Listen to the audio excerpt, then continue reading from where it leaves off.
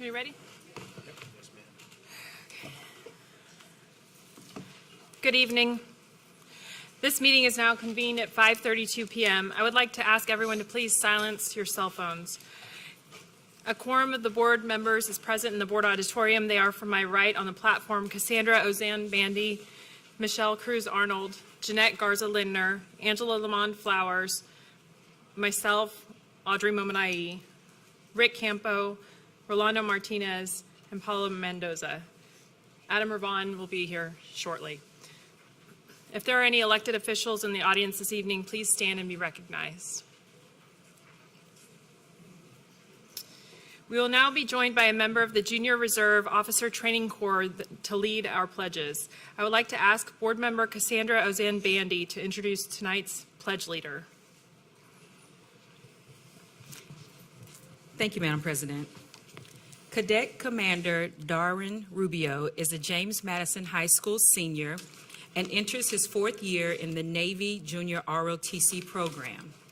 He has distinguished himself throughout high school and is ranked 69th out of 396 students with a 3.3 grade point average. His commitment to leadership and academic excellence is evidenced by his role as commander of Madison's NJROTC Battalion. Cadet Rubio is an NJROTC drill team, color guard, and honor guard member. He is enthusiastic about serving the community, volunteered for tutoring at Mathnasium, and helped neighbors with home renovation and furniture rearrangement. Upon graduation, he plans to attend the University of Houston and major in psychology. His goal is to one day lead the Juvenile Probation Department. Cadet Rubio. Please rise for a moment of silent meditation. Please remain standing for the Pledge of Allegiance and pledge to the Texas flag.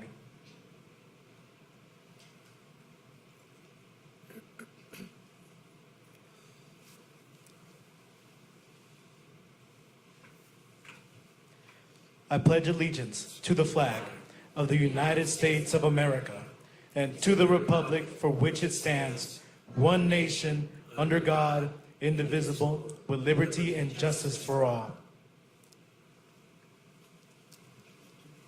Honor the Texas flag. I pledge allegiance to thee, Texas, one state, under God, one and indivisible. Thank you, Cadet Rubio. At this time, we will hear from all of our registered speakers, both those who signed up to address agenda items and those who signed up for the hearing of the community. We are glad you are here and we look forward to hearing from you. Public comment during school board meetings will only be available to those persons who have signed up to speak prior to the board meeting time per current protocol. Verbal and other disruptions by persons during the school board meetings are not acceptable, as they inhibit the board's ability to conduct business and the public's ability to observe those processes. Persons who participate in such behavior will be given one warning, and if the behavior is repeated, they will be asked to leave the meeting. Today, we have 40 agenda items. Without objection, we will move agenda items 5, which is BDD local, 9, which is DC local, 10, which is DGB local, 11, which is DNA local, 12, which was DNB local, 13, which is DEC local, 14, which is BP local, 15, which is BQA local, 16, which is EHBJ local, and 17, which is DP local, back onto the consent agenda.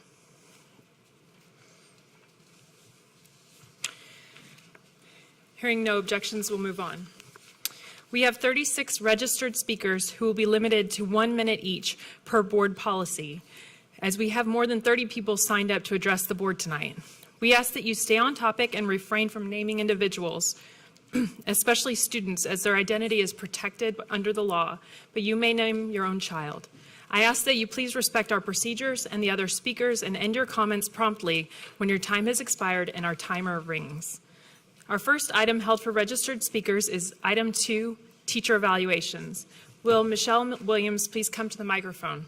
This speaker is also registered for items 10, 13, and 38. Ms. Williams? Good evening. The purpose of a teacher evaluation is to help the teacher improve his or her practice. We reject pay for performance. We reject evaluation tools that use negative language such as raises concerns and problems through inappropriate channels, is not solution-oriented, and some voices concern and problem in ways that are not helpful, that spread negativity.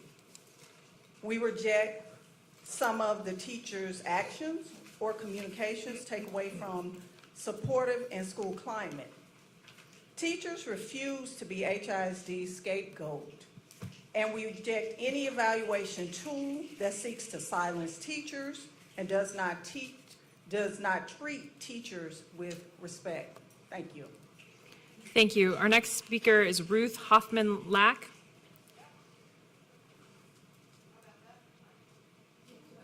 Is Ms. Lack here? Okay.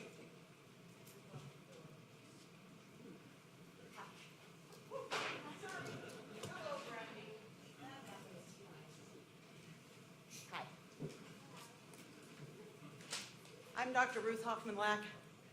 I'm registered to speak on teacher evaluations. However, I think that I covered most of that in the email that I sent to all of you on Tuesday. Instead, I want to express another concern that I believe you as fiduciaries should be aware of. First, I'm not an attorney and I'm not giving legal advice, but I strongly recommend that you do speak to an attorney regarding the proposal to send disruptive students to centers, even if it's for timeout, as Mr. Miles described last week. As I understand it, the policy violates the Individuals with Disabilities in Education Act, or IDEA. It's very clear that students enrolled in special education must receive services. This is part of IDEA. They must receive services in the least restrictive environment possible. Removing a student from the classroom, even to a center where the student can watch the classroom on Zoom, is placing the child in a more restrictive environment. The only legal way to remove a child from the least restrictive environment, even for timeout, is to write it into the behavior intervention plan. Thank you, ma'am. So you definitely need to have your attorney at Thank you, all ma'am. of your meetings, because this. Thank you. Thank you, ma'am. Our next item held for registered speakers is item 5, approval to waive board policy BF local board policies and approval of proposed revisions to board policy, which is BDD local, board internal organization attorney on first reading. Will Ann Eagleton please come to the microphone? This speaker will be followed by Maria Benzon. Ms. Hello. Eagleton. Hello. I have a concern that you're being penny wise and pound foolish. In the scheme of things, what you're paying Lisa McBride to be here and represent the taxpayers' interest and the board's interest is going to be evaporated by lawsuits, which Ms. Lack is already laying out. Please be thoughtful. You're new here. You don't even know why you might need an attorney.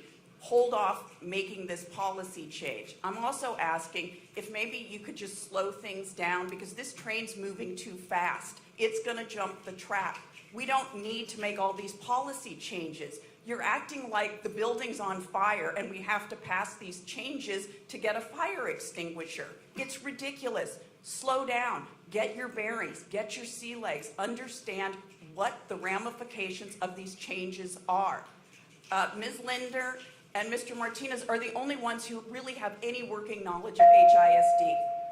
Thank you, ma'am. Ms. Benzon. Good afternoon. My name is Maria Benzon, a former candidate for HISD School Board Trustee in District 5.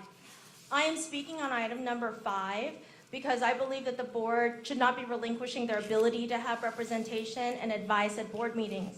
I urge the board to keep their separate attorney. If you vote yes, then the checks and balances to the system will be limited. The board can continue supporting the superintendent and HISD's high-performance culture. However, at a time when there are many changes in the district, you need resources and experts to help you. There is a lot of legal and policy information out there. Having a legal expert could help you make more informed decisions for HISD students, teachers, and staff. Please protect yourselves, protect us, and vote no to item 5. Thank you. Thank you. Our next speaker is Linda Murray. Is Ms. Murray here? No. Our next item held for registered speakers is item 6, approval to waive board policy BF local board policies and approval of proposed revisions to board policy CDC local, other revenues, gifts, and solicitations, first reading. Will Sam Smith please come to the microphone? This speaker is also registered for hearing of the community. Is Mr. Smith here? No? Okay.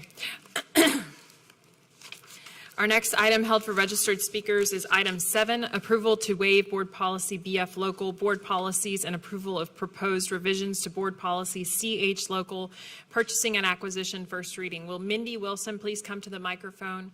This speaker will be followed by Jason Wilson. Is this Ms. Wilson? Just so we're clear, this unelected board plans to increase the superintendent's spending authority by an order of magnitude within 2 months of being appointed? All for efficiency? Is that what Mike Miles said? All of these same policies were in place when he tore apart more than 50 school communities and libraries, and none of those policies slowed him down. This is really a $1 million power grab. There isn't a public school district in the U.S. where any superintendent should make $1 million decisions without public visibility. Even leaders of community and municipal agencies don't have that unchecked power. Some of you center this conversation around corruption and trust in leadership, but it's really about public transparency and local dollars owed to more than 185,000 children. HISD isn't some nonprofit or state-run public infrastructure organization like some of you think it is. Our children aren't your employees, and our money isn't your slush fund. We Thank you, demand ma'am. more oversight, transparency, and public input from all of you. Thank you, ma'am. Our next speaker is Jason Wilson. Mr. Wilson?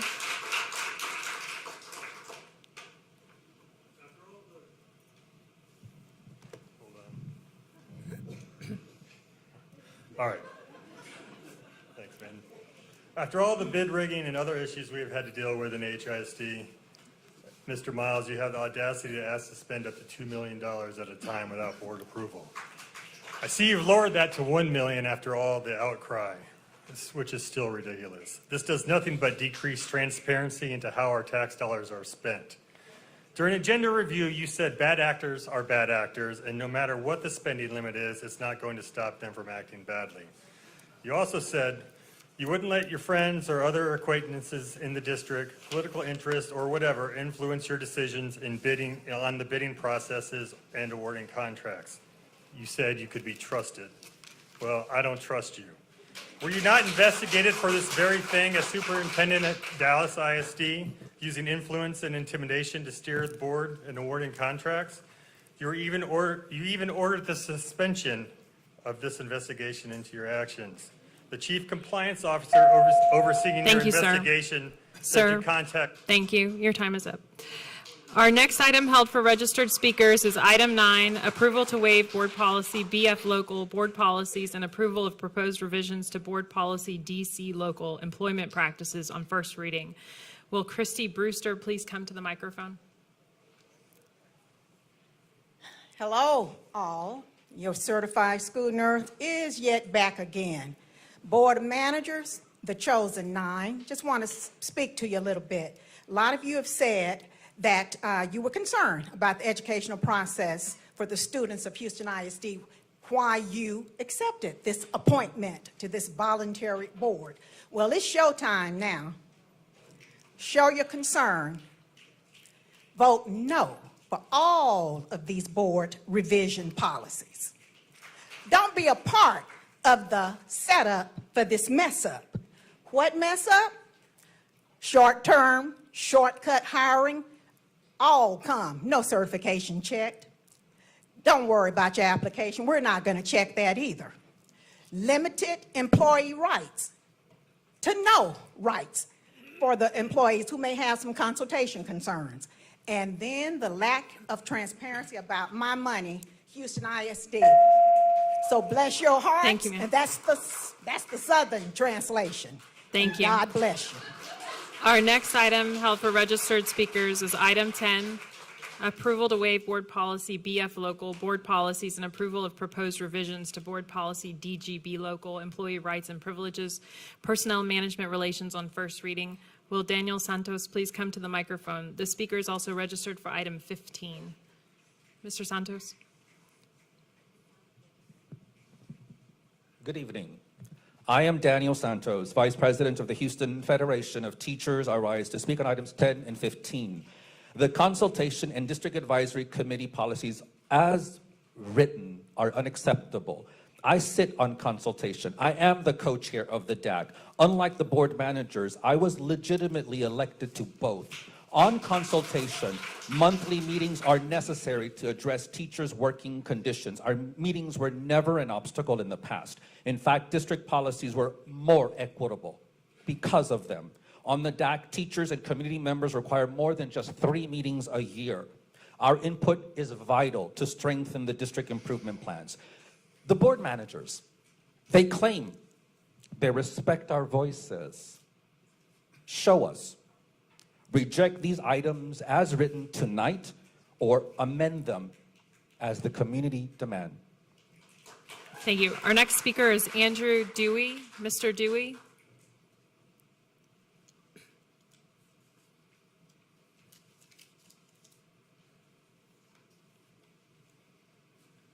Hello, I'm Andy Dewey. I'm the Secretary-Treasurer of HFT. What? I'm Andy Dewey. I'm the Secretary-Treasurer of HFT. Under the current consultation policy, the one we have right now, this minute, every item such as the proposed consultation policy involving wages, hours, and conditions of employment must go through consultation. This did not happen. This has been presented to you improperly, and your best decision would be to pull from the agenda right now. The superintendent has had 2 months to meet in consultation. He has canceled both meetings. We sent an agenda in July. His response was to rewrite the consultation policy. He is violating policy after policy, law after law. And the union should not be the one to hold him accountable. You hired him. You need to hold him accountable. Because authority without accountability equals tyranny. Thank you, sir.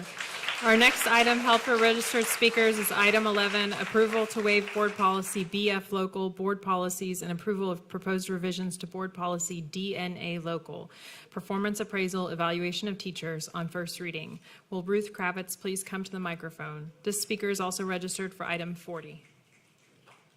Ms. Kravitz? Okay.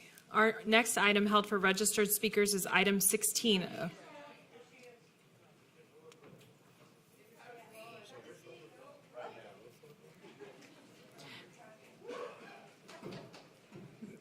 Ms. Kravitz, thank you. I'm so happy to be here, and I promise to speak for a shorter period of time today than I did last time, and I appreciate your patience. I've interviewed hundreds of teachers. There's so much I want to talk about, but I'll talk about just item 9. Sometimes you just know someone's going to be great.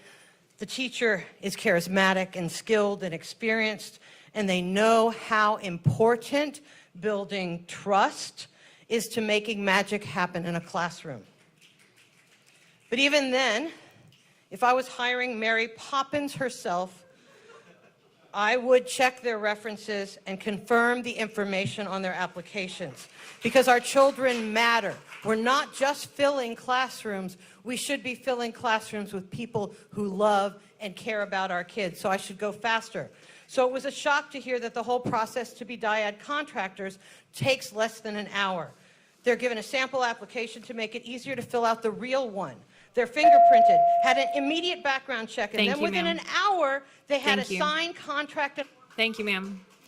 Our next item held for registered speakers is item 16, approval to waive board policy BF local board policies and approval of proposed revisions to board policy EHBJ local, special programs, innovative, and magnet programs. Ma'am, who's at the microphone? Ms. Kravitz? Ma'am, I'm asking you, this is your first warning. Please have a seat. Ma'am, this is your first warning. Please have a seat. Our next item held for registered speakers is item 16, approval to waive board policy BF local board policies and approval of proposed revisions to board policy EHBJ local, special programs, innovative, and magnet programs on first reading. Will Sarah Rivlin please come to the microphone? This speaker is also registered for item number 24. After her will be Sim Kern. Ms. Rivlin, please go ahead. If I were a magnet parent, I would not feel reassured by the board specifying that only NES and NES-aligned magnet programs can be modified. NES and NES-aligned aren't legally defined terms. They are merely labels made up by and completely determined by Mr. Miles. If he wants to label the entire district NES, he can. If magnet parents didn't trust him and his word before, why should they trust him now? The job description for an HISD teacher apprentice calls for a person who is currently pursuing a degree. No bachelor's or associate's degree is explicitly required. According to the PowerPoint, they can become regular teachers after 4 to 8 weeks. This would be a great opportunity for my seniors who just graduated. They can enroll in a couple night classes at HCC and make $60,000 in a year reading a script. As long as they don't get too emotionally involved in watching children be mistreated, it should be a decent gig. Thank you. Our next speaker is Sim Kern, excuse me. My name is Sim Kern, and both of my children attend HISD public schools with magnet programs in Houston's East End. My 17-year-old is at Eastwood Academy, a STEM-focused magnet school. My 6-year-old is at Carrillo Elementary, which is a music-focused Vanguard program. And I'm terrified under Mike Miles' leadership that my 6-year-old won't have the kind of opportunities that have inspired a passion in my 17-year-old to succeed and go on to UT Austin next year to study astrophysics. A magnet program can be the soul of a school. It attracts teachers and students who are passionate about what they're studying.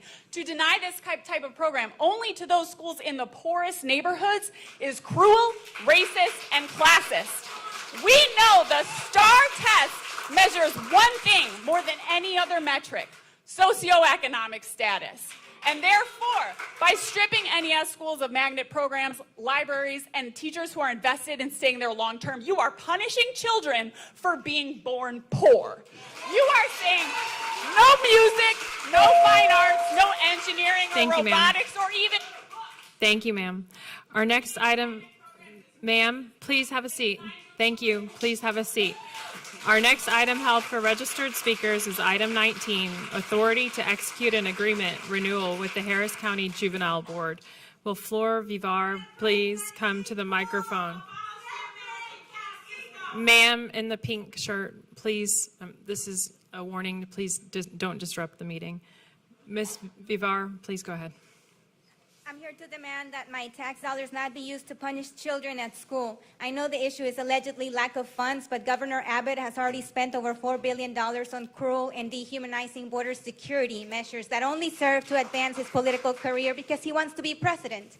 My tax dollars should be spent on grants for students to join sports or band or fine arts or any extracurricular activity or after-school programs. This has proven to curb behavioral problems. Some of these children might be battling undiagnosed learning disability issues that the school, instead of a punitive measure, should address using preventative measures, not punishment. Keep the libraries and add qualified staff to assess children so that they may receive the appropriate accommodations that will help them thrive in school when they show behavioral problems instead of labeling them as problem children.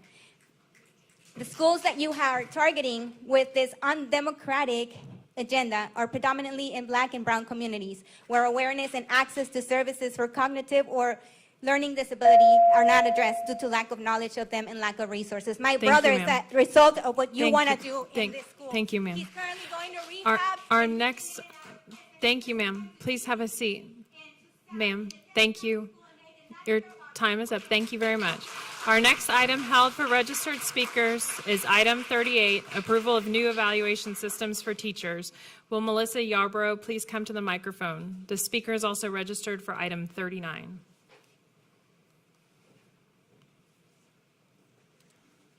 I hope I registered for the right item.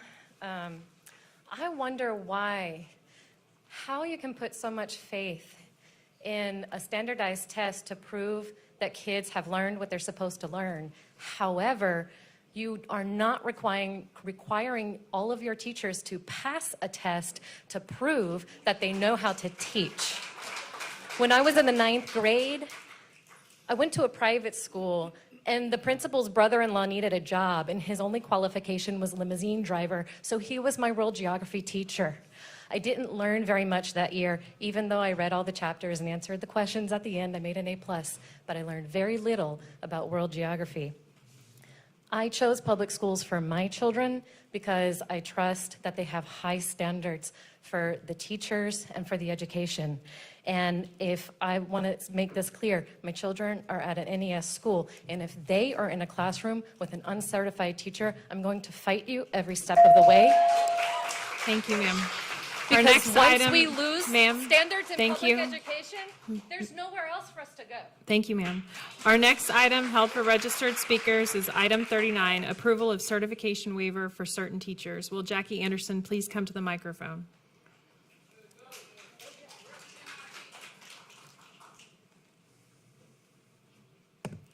Good evening. Is it quality or quantity that you want? The hiring of non-certified teachers and administrators paints a poor picture of HISD. How does that align with better student outcomes for children? It does not. Research shows that non-certified teachers and administrators have low retention rates. We have been notified of people walking in off the street, simply breathing, leaving out with hiring offer letters. With no background check, they're going to campuses and are pending the background check. But they have had time in the school without the background check. You may be able to force HR to work around the clock, but you cannot force outside entities to do so. Each and every one of you is accountable. Non-certified administrators are not even qualified to evaluate a certified teacher. They don't know content, they don't know pedagogy. Thank you you, are ma'am. demeaning the profession, and again, we're holding Thank you, each and ma'am. every one of you Thank accountable. you. Our next item held for registered speakers is item 40, approval of the August budget amendment. Will Sarah Terrell please come to the microphone?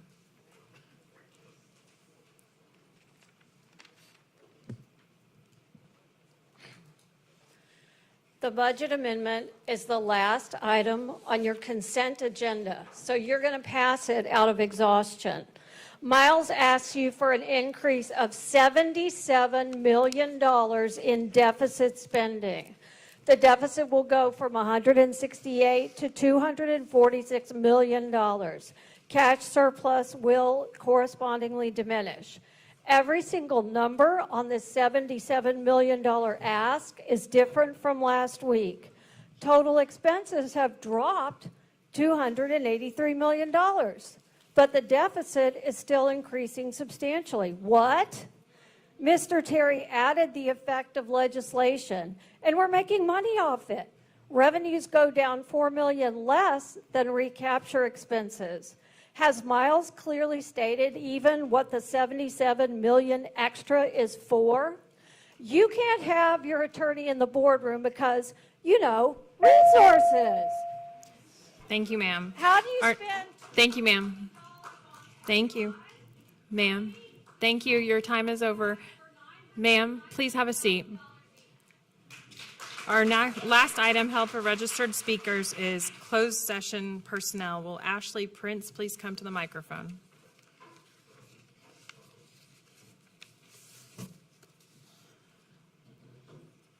Ms. Prince. Good evening. I'm Ashley Prince, a certified educator, mother to 5, and children's book author with 15 years of educational experience in private, international, and district experience combined. I'm here today because I was offered a letter for hire for an NES-aligned campus and received a message that something had stopped my eligibility process. I came to Hattie Mae White Center and learned that I was terminated in 2017 by the board for performance upon a leave that I took in regards to the untimely passing of my then 12-year-old daughter. The attached letter that I sent to the board states that I'm writing this letter to serve as a request to propose a rehire status within HISD. I learned on August 8th of this year that a termination letter was sent out in 2017 and signed by a person who fraudulently undersigned it to be my stepmother. It's in my personnel file. I've attached proof of my current offer letter, support letters of the current principal, past principal, and retired principals of HISD. Thank you, ma'am. Thank you. We will now hear from speakers who registered for the hearing of the community. We will begin with those who signed up to address the board in the auditorium. I don't know, is there noise coming from construction? Okay. Okay. Can we ask them to stop? Okay, thank you. We will now hear from speakers who registered for hearing of the community. We will begin with those who signed up to address the board in the auditorium. Will Angela Raven Anderson please come to the microphone? She'll be followed by Brooke Longoria, Rosalie Longoria, and Ann Garcia. Good evening. I am here representing Wheeler Avenue Baptist Church. I am bringing 2,000 signed letters that I would need to present to our Superintendent Mike Miles. These letters are a statement of opposition to the repurposing of libraries to detention centers. These letters represent the voice of the people. These letters represent our concern for the creation of separate and unequal learning environments for our students. These letters represent the fact that there is no research that supports the closing of libraries or the repurposing of libraries in the as a means of increasing literacy. Increasing literacy is one of our main interests within the social justice ministry of our church, because we know that literacy will help to derail the pre-K to prison pipeline. So I have these letters to present to you. Thank you, ma'am.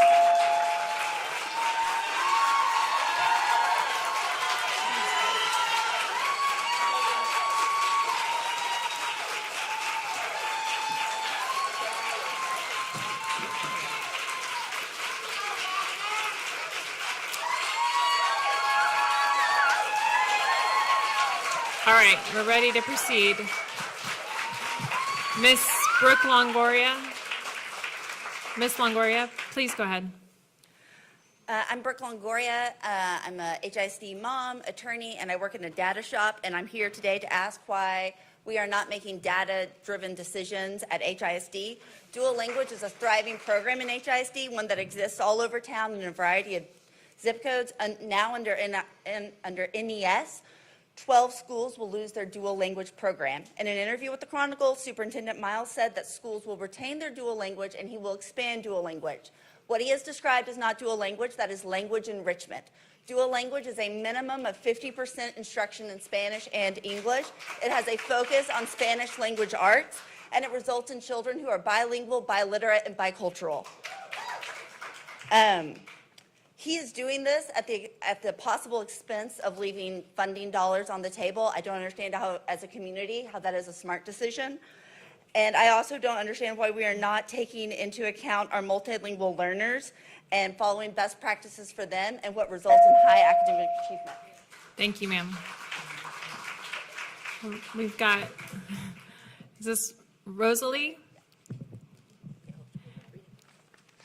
My name is Rosalie Longoria, and I'm not just going to tell, but I'm going to teach you why being bilingual is important, because being bilingual isn't nothing.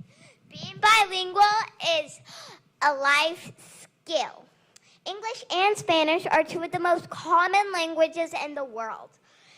Fun fact, when you're bilingual, you can talk to so many people. I can read in English and Spanish thanks to my dual language teachers. And now I'm going to say all of this in Spanish to you, mister. Ser bilingüe no es nada. Ser bilingüe, hablar de dos idiomas es una habilidad para la vida. Inglés y español son dos de los idiomas más comunes del mundo. Dato curioso, cuando eres bilingüe puedes hablar con tanta gente.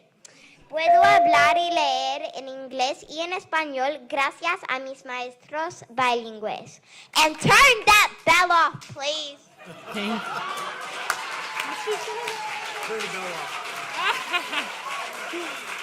Okay. Our next speaker is Ann Garcia, who will be followed by Placido Gomez and Savant Moore. Ms. Garcia. Yo no soy tan adorable como esta niña, pero yo estoy aquí también para hablar de la importancia de una educación bilingüe. I learned to speak Spanish in Texas public schools, and this ability has expanded my life in so many different ways. Not only has it literally opened up the world to me, it has given me educational experiences and career opportunities. I have 3 kids in HISD, all in a dual language program. This was one of my top priorities for my kids because multilingualism has been proven to help a child develop superior reading and writing skills. Multilingual children have overall better analytical, social, and academic skills than their unilingual peers. An extensive study has shown that they have stronger cognitive skills, they get better grades, they attain higher levels of education, and earn more money. Que yo no entiendo es que ustedes están aquí para representar la visión y los valores de la comunidad, pero no están haciéndolo. Thank you. Thank you. Our next speaker is Placido Gomez, followed by Savant Moore. Mr. Gomez. My name is Placido Gomez. I'm a former teacher and volunteer in HISD. Throughout this meeting, whenever the superintendent speaks about his plans to change the school system, I'd like you to ask him how he's getting buy-in from people who are responsible for implementing his proposed changes. No plan will improve student outcomes if the staff and community aren't bought in. Mr. Miles has made the argument that we need to act right now and forgo the usual committees that new administrations typically form because our children can't wait. And as somebody who graduated from a school where more than half of my friends dropped out, I understand and I actually appreciate the sense of urgency. But I fear that shortcutting community and staff engagement will jeopardize the effectiveness and sustainability of anything you'd like to do. I'm not arguing that you should wait until you have 100% approval to act, but I do suggest pushing the superintendent to talk to you about how he's getting staff and community buy-in for his proposals. Thank you. Thank you. Savant Moore, followed by Ann Ton and Jessica Campos. My name is Minister Moore from Greater Morning Star Baptist Church. I'm a parent and advocate for my children attending McReynolds Middle School. Make sure the NES schools keep their magnet programs. I implore you to listen to my words on behalf of the parents and children who couldn't be present here today. My daughter's aspiration for the fall included achieving straight A's, participating in cross-country, spending more time at the gym and library, yet she faces a disappointing truth. The library, once a cornerstone of learning, no longer exists for her at her school. In the decisions and votes you cast, I ask you to reflect on 2 vital questions that should guide our actions.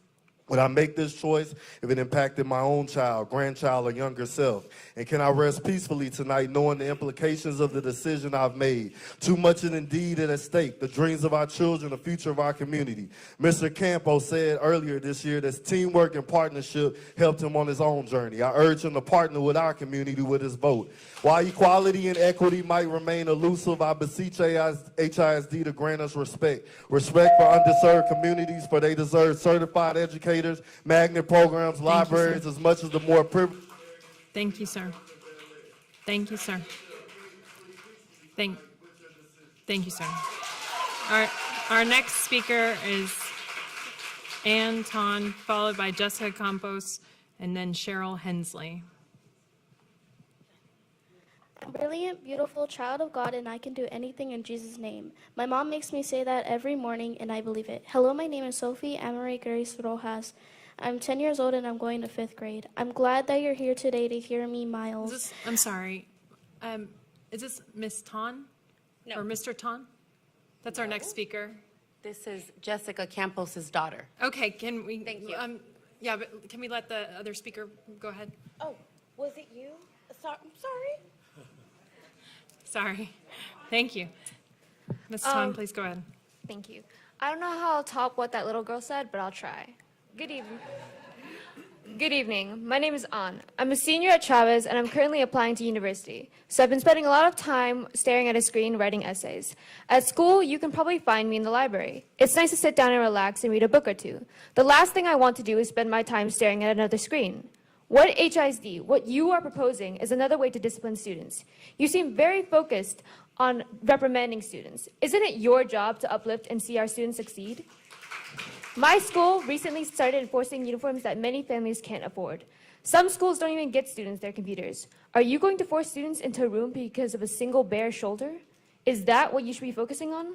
Libraries aren't replaceable. Students and people alike go there to travel and learn about new places just by reading a few lines from a page. I'm not asking as a student, but as a person. Don't replace a learning environment with a punishment. Thank you. Ms. Jessica Campos.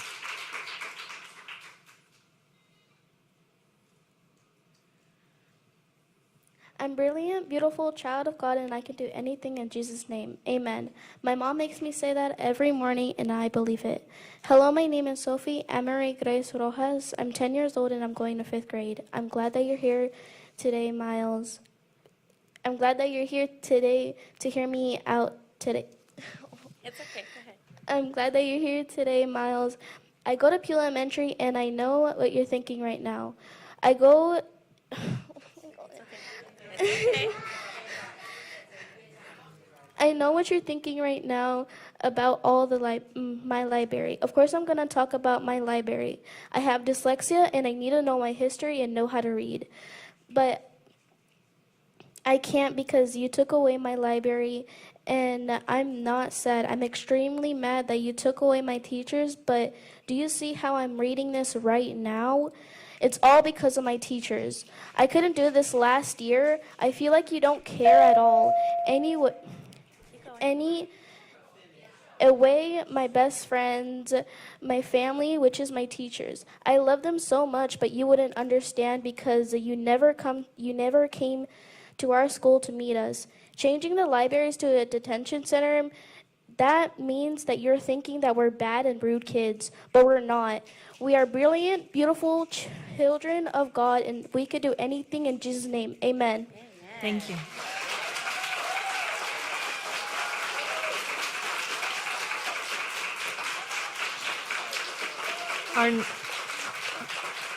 Our next speaker is Cheryl Hensley, followed by Paula Kobina, and then Laura Henry. Ms. Hensley? Good evening.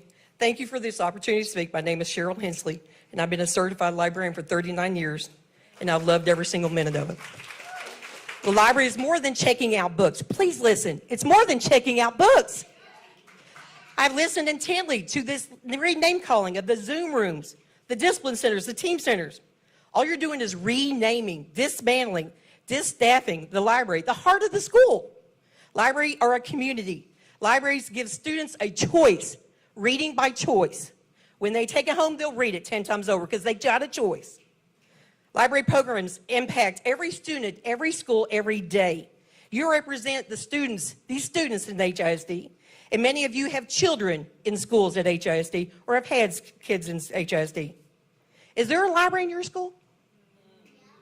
Is there a librarian? Would you send them to a school that doesn't have a choice?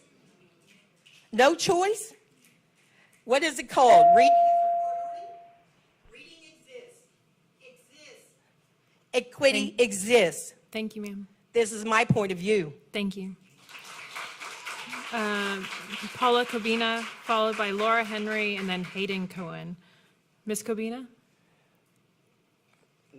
To the Board of Managers, when F. Mike Miles attended his last Meet the Families tour of schools at Christmas Adams Middle School, I was able to give two Board of Managers, Rolando Martinez and Paula Mendoza, a letter entitled Total Disregard for Your Chosen Purpose from a business leader of the community who is also a Houston Black retired police officer and Vietnam War veteran. They were given several copies to give out. On yesterday, I was able to turn in the copy and register to speak on this evening. I have copies of those letters for Ms. Audrey Momania and the Secretary, Angela Lamont. It is of great importance that this correspondence is not overlooked, but regarded as a crucial means of solving and repairing the breach between the state government, city officials, and all stakeholders who are part of the education process in not only Houston, but the entire state of Texas. From Paula Cobina. Thank you. Thank you, ma'am. Our next registered speaker is Laura Henry. It looks like Occurred to me as I walked around that the pictures in this room, they're all kids in their school libraries, happy. And then it occurred to me that, I gotta finish. I have to finish. It occurred to me that this room is the room where my kid's done Name That Book since the first grade. She is a sophomore now, and she's sitting in the hall because we didn't sign her up right to give a really heartfelt speech.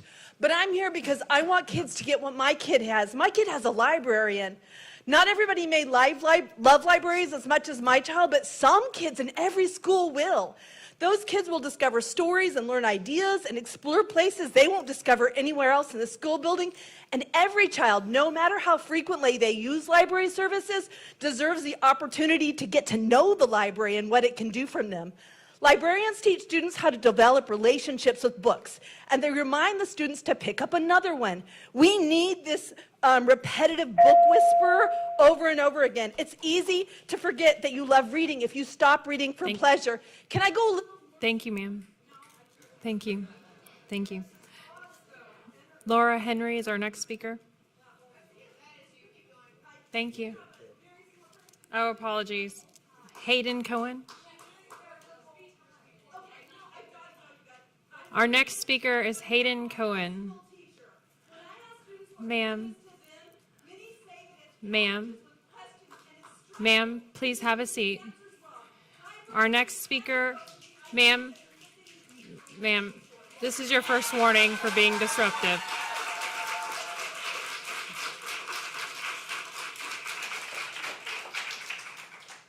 Our next speaker is Hayden Cohen.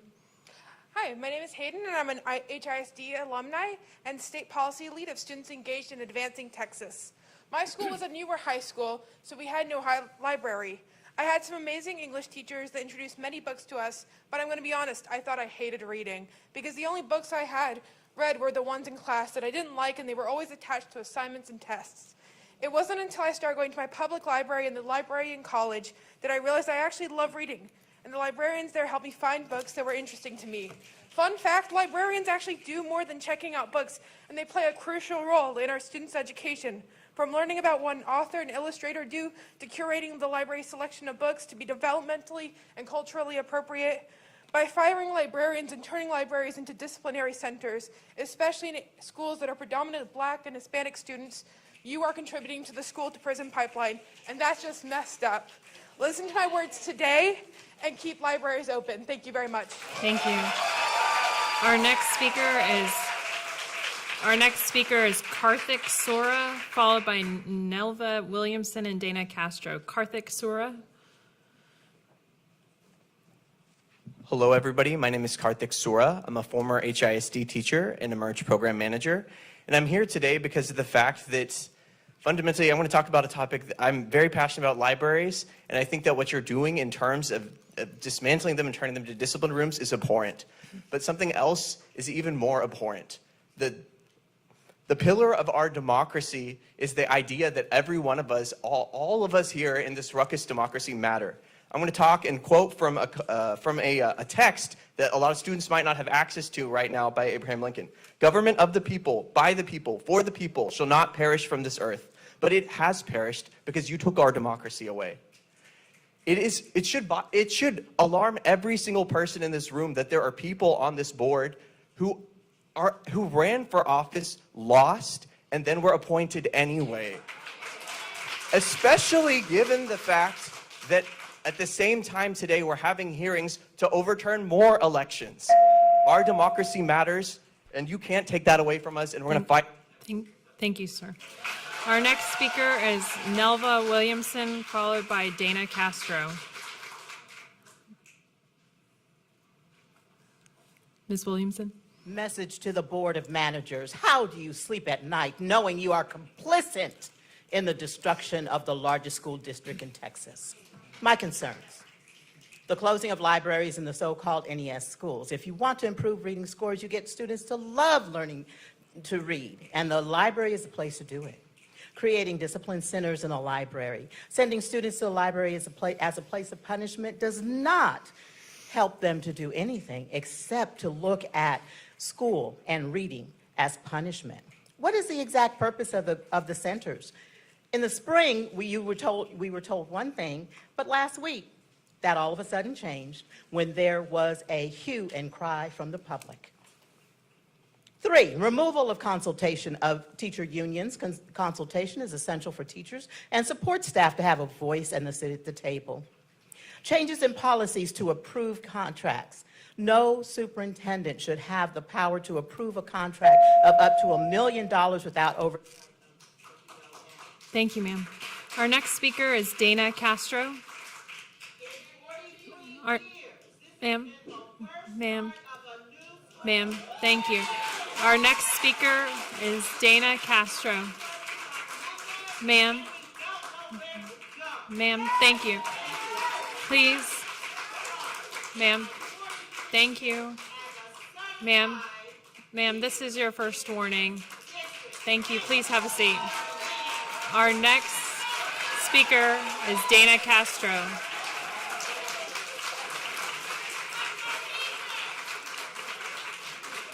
Ms. Castro, please go ahead. While you guys keep rushing us, just remember, you had only 2 months to get ready. We had, what, a week? So again, we find ourselves fighting for our autonomy. I don't understand your reasoning for speeding up, but you guys know because you weren't elected. Okay? You're speeding up the process by excluding public opinion. But again, we aren't here for you and yours. We're here for our kids right now, who depend on public and school libraries. We need to find a compromise with your principals. Screw them. Ignore them. Talk to your principals, parents. Find a compromise. See who's willing to negotiate. More importantly, sorry, I'm getting nervous. More importantly, we depend on our schools being safe. When intruders are infiltrating our schools, specifically my child's elementary school, 3 times last year went on lockdown. Professionalism goes out the door. So keeping our classroom is a no-brainer. Your doors at home are locked. Your Thank doors you, are ma'am. shut. Thank you. Thank you, ma'am. Next, we will hear from registered speakers who signed up to speak. Ma'am, thank you. Your time is up. Thank you. Next, we will hear from registered speakers who signed up to speak virtually via Zoom. Zoom speakers, please remember that we must see you live with your camera on as you speak. Ms. Smith, please identify and admit our speakers. Jason Oliver, please turn your camera on. You may begin.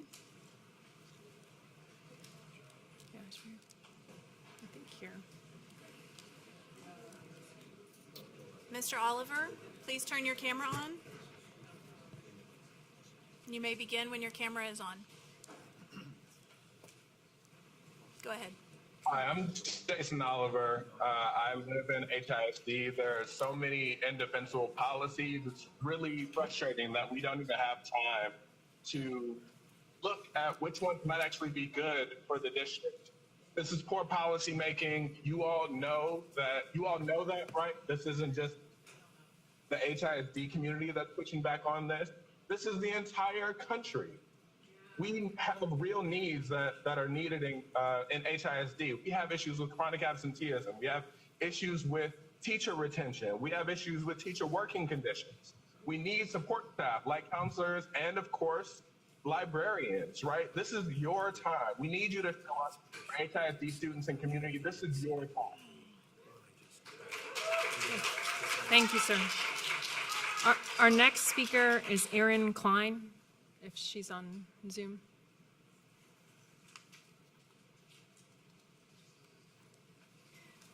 Ms. Klein, please turn your camera on. You may begin.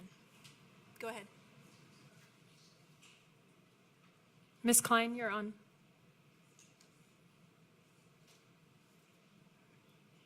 Ms. Klein, you're on. Please go ahead.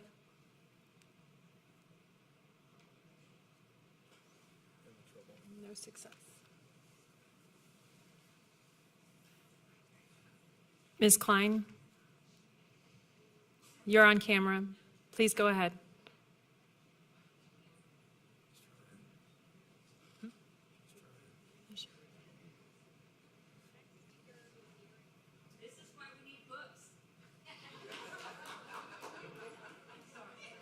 What's that? Okay, that concludes our hearing of registered speakers. We are ready to consider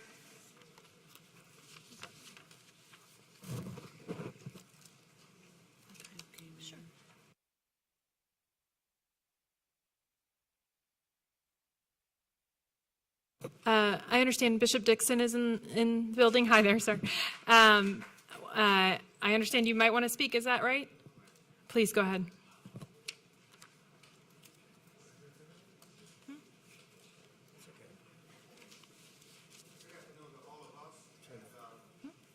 Oh, I'm sorry. Hold on. It's on? Thank you so very much, and I appreciate the opportunity. Thanks to all of you who are here and all of us who are here tonight out of a concern for all of our children. I am an HISD graduate of Waltrip High School. In the 5th grade at Helms Elementary on West 21st Street, a librarian put in my hand a book on the life of Dr. Martin Luther King Jr. I can say to you that had it not been for that librarian and that book, I would not be standing here tonight. That book gave me a conviction of compassion to become a humanitarian for the rest of my life. There are many more James Dixons and many more classrooms who need libraries. And I hope that this board will understand that what we're talking about right now is not just democracy, it's the future of our city, state, and nation. If leaders like me serve to make life better for all of us, libraries produce that. Hope that you would take that into deep consideration. And we'd like to talk about some other things. I know my time is about up. I pray that God blesses you to make the right decisions for all children, not the expedient decision for a small pessimistic agenda.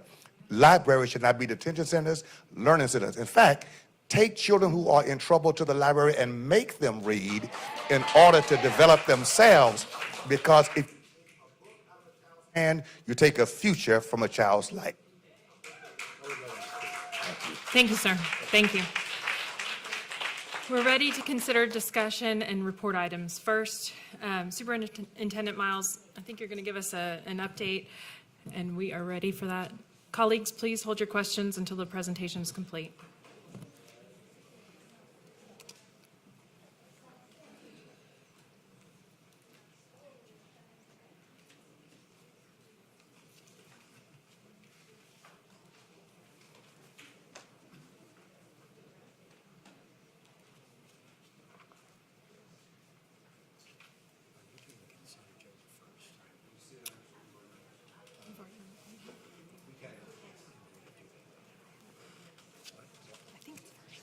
All right.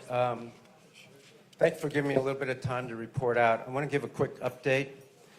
The first thing is we're down to about 63 teacher vacancies, and we will start the school year off hopefully with 0.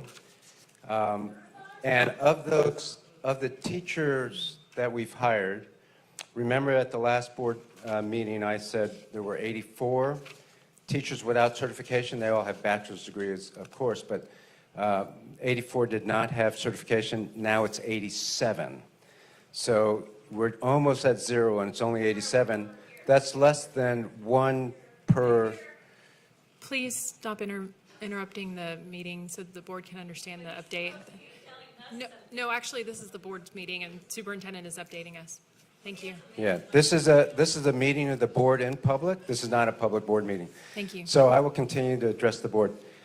So that is great news. That's great for our kids. When we start the school off, with 0 vacancies. Last year it was 644. And I hope the board understands how difficult it was just to get to that number already. And if we can get to 0 and not have any unfilled classrooms, that's going to be a great thing for our kids. And your HR department, your division superintendents, the ones right behind me, have done an excellent job. They've been working overtime to do right by kids, and it's happening.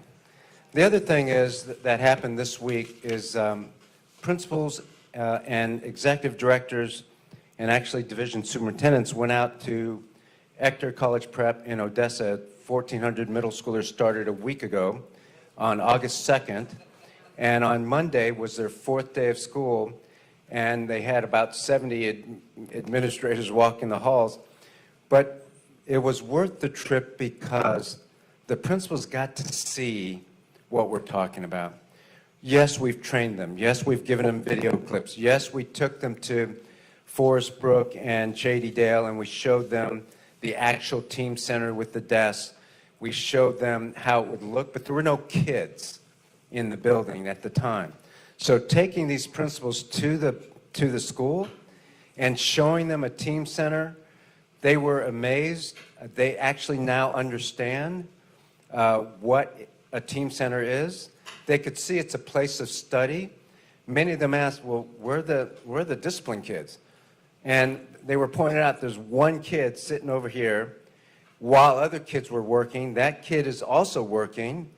It's not an ISS. They said, well, where's the in-school suspension room? There's no in-school suspension room, which is real detention.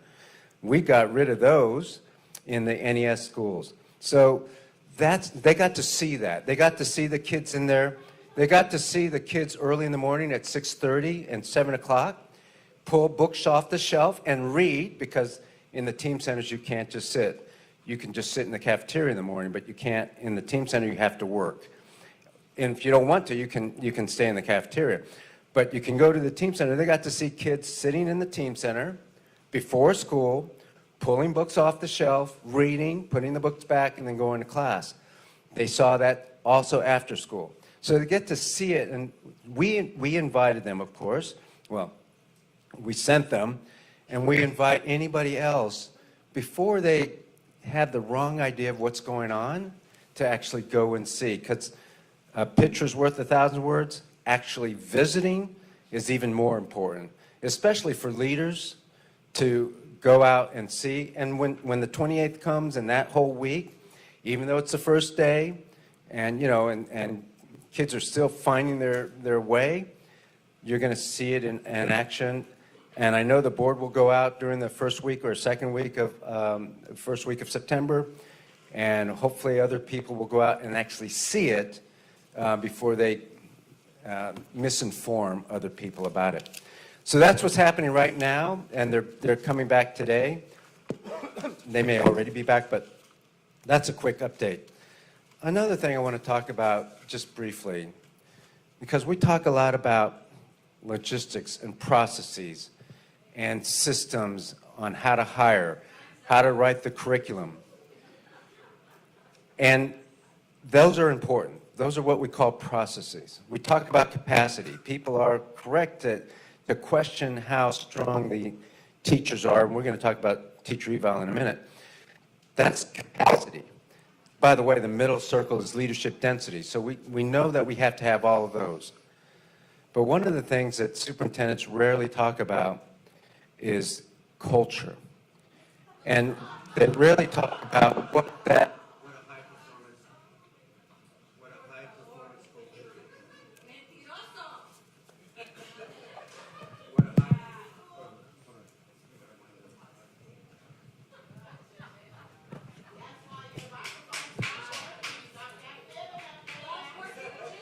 is. That's why.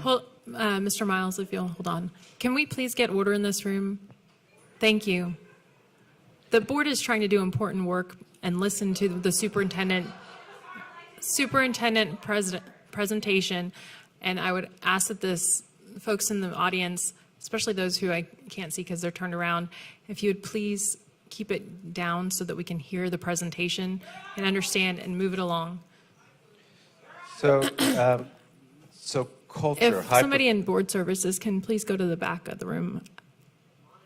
I can't identify folks who are interrupting at this point. All right. Can we please proceed? Go ahead, sir. Yes, ma'am. So, and by high performance culture, I mean the following.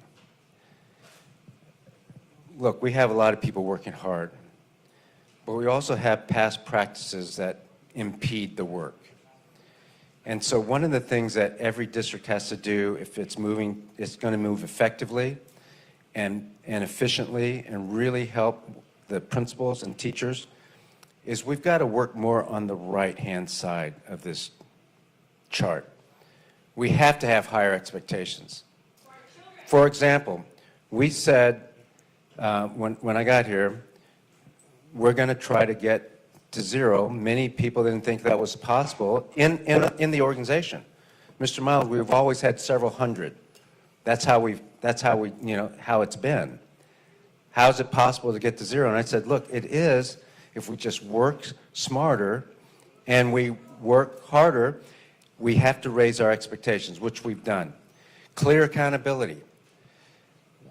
The culture here has been high autonomy, low accountability.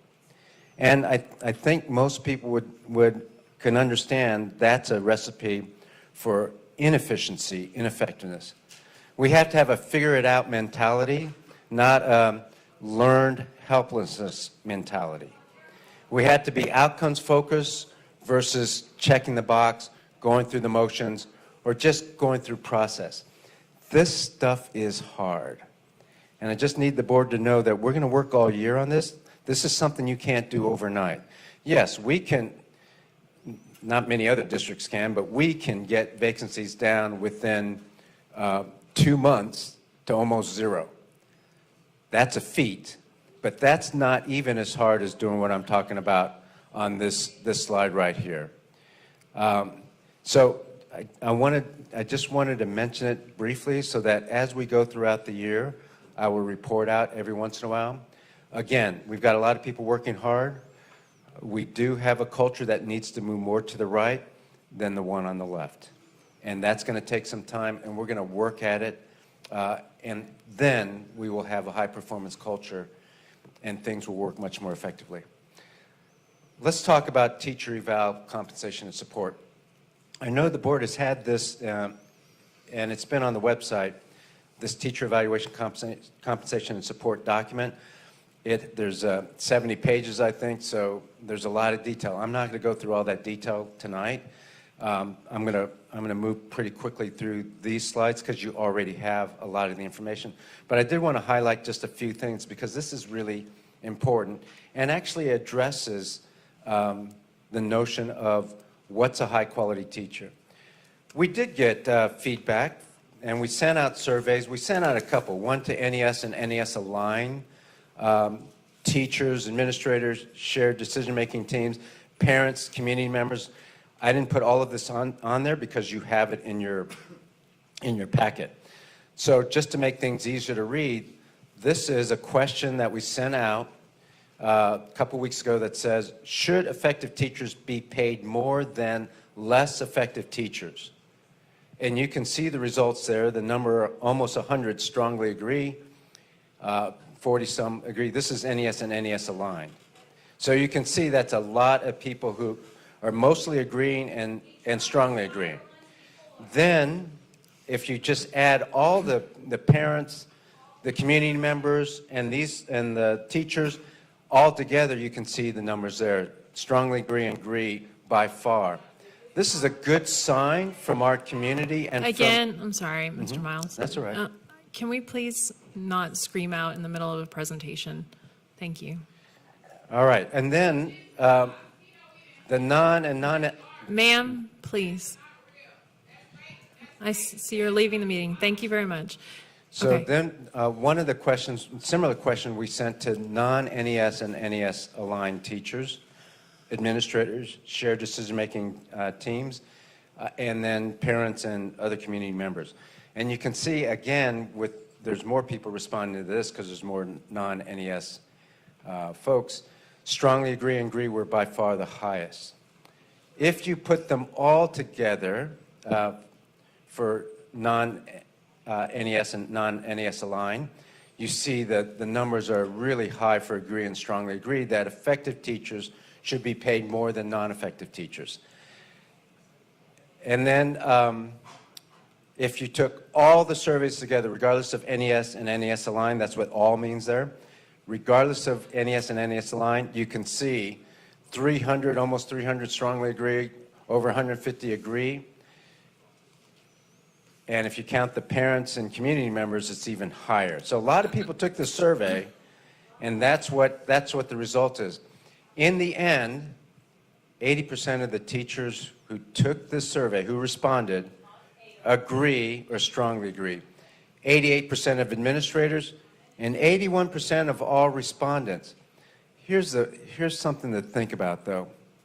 What this says is, once again, regardless of the naysaying, most teachers, administrators, and actually parents and community members agree. They're stepping up. They're saying what we had before is not good. Because we don't have in HISD, until now, a pay-for-performance system.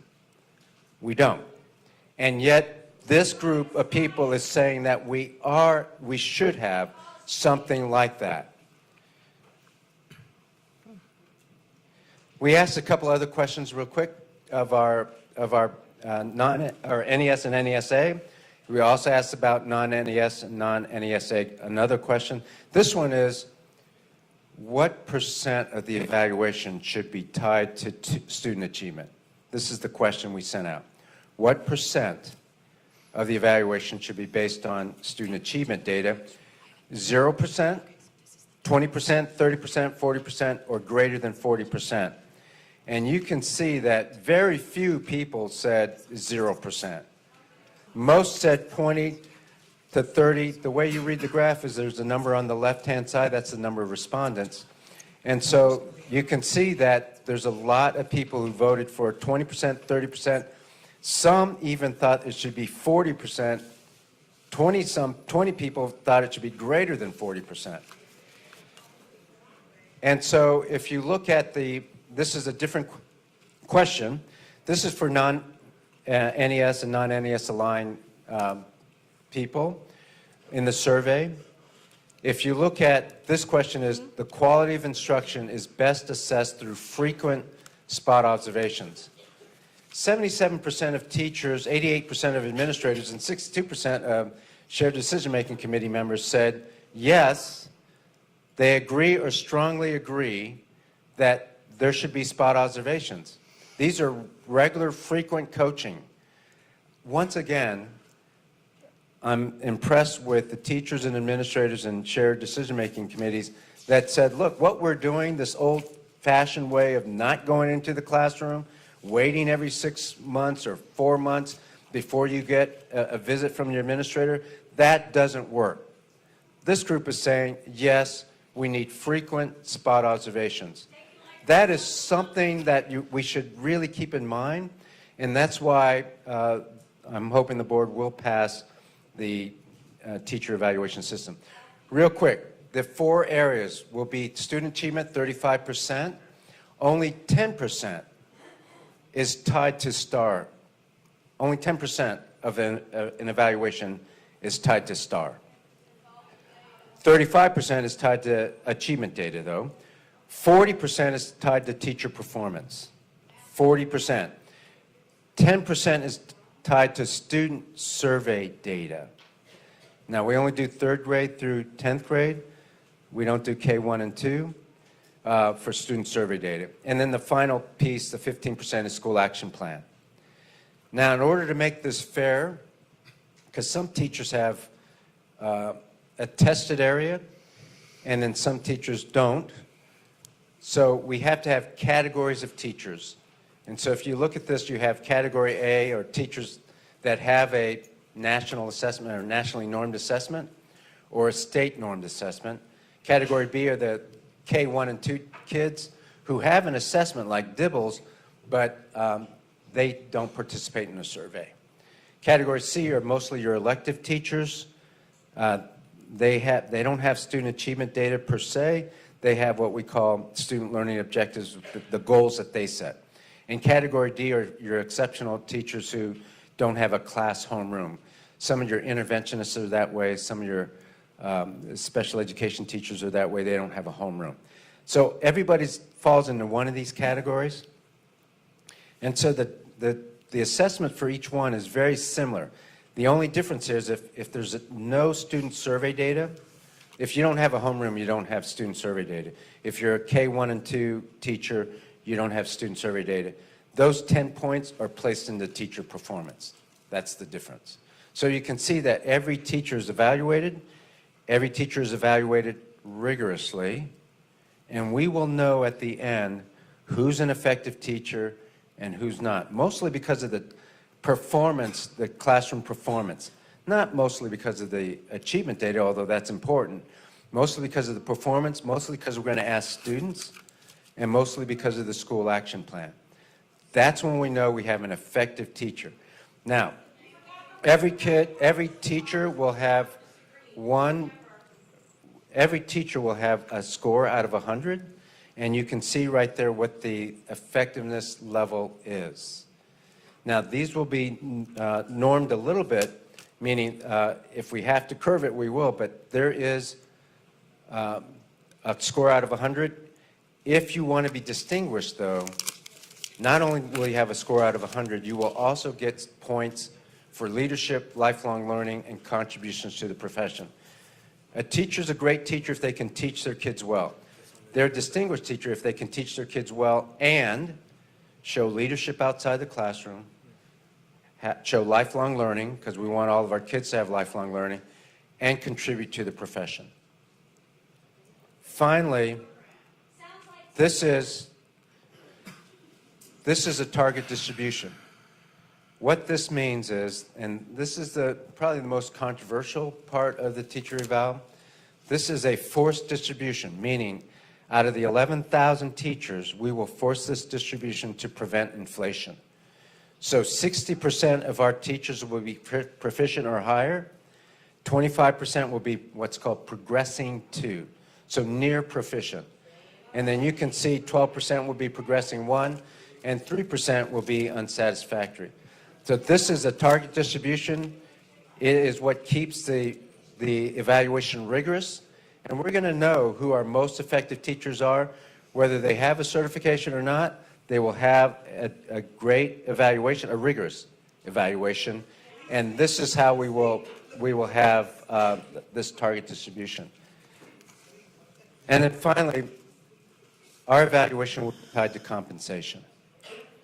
And this will be what the compensation is. I said to the board, at some point, we need to make sure that our teachers get paid more.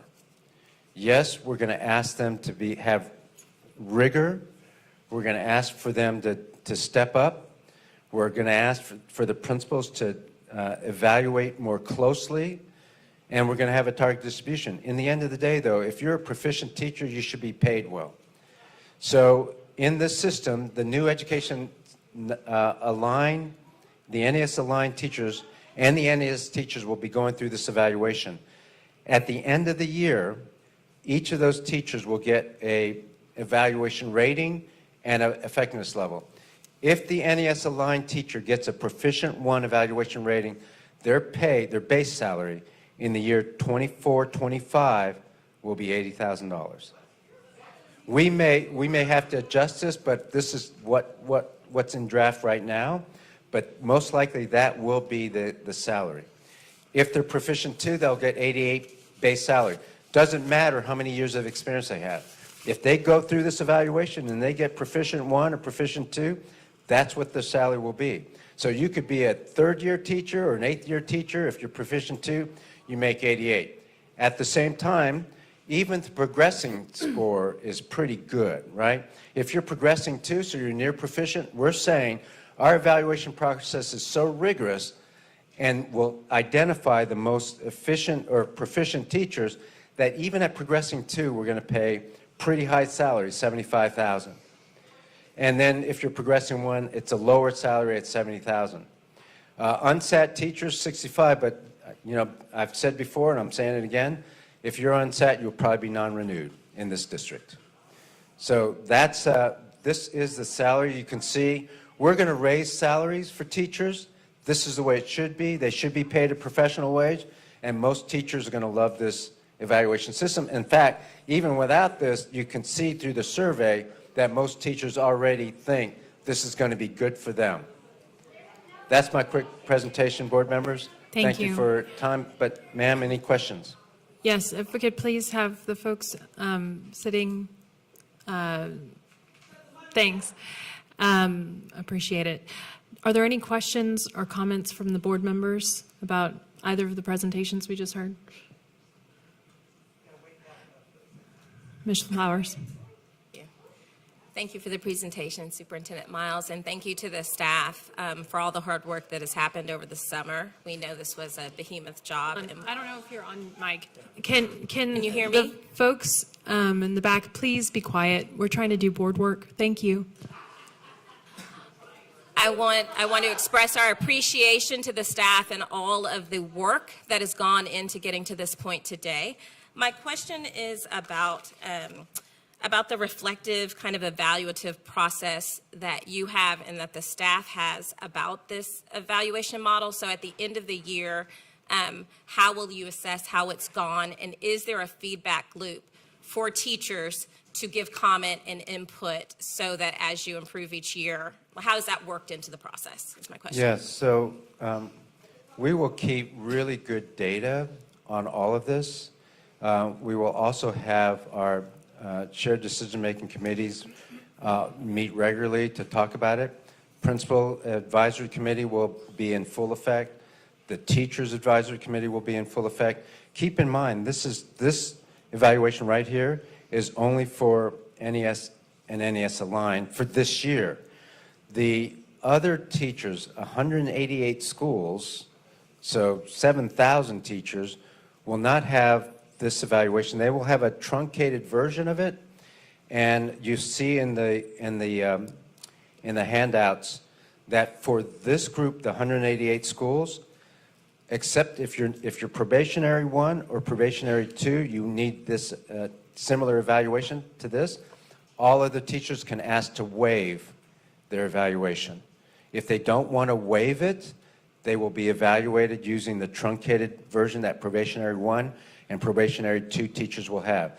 So we understand that teachers have to get used to this, and so we're going to do training all year long. If they feel like it's even the truncated version is overbearing, like there's too much, then they can waive their evaluation. So we're really trying to help the overwhelming majority of teachers. Keep in mind, even if teachers didn't volunteer, 57 schools volunteered to be NES aligned. And so they knew what was going on. If we can please, the crowd in the back, if we can please, ma'am in the pink, please, we are trying to conduct board business for the school district. We need order in this room to allow that to continue. Mr. Miles, continue, please. Isn't it great that you have 85 schools or 57 volunteered to go in? The principals of the original 28 volunteered to be the principals. That is a coalition of the willing. That's why there's so much pushback from a small group of people, because they see that people are wanting to do this. The survey results, they have to say that it's not real because people are volunteering. They're standing up and they're saying, yes, this is what we should do. And so the same thing's happening here. That's why we will keep moving forward on this, and we will get input as we go. You're absolutely right. So I will have I've already convened a small group of principals, but that principals group will be larger. That teacher, we've already convened some teachers. That teachers group will be larger.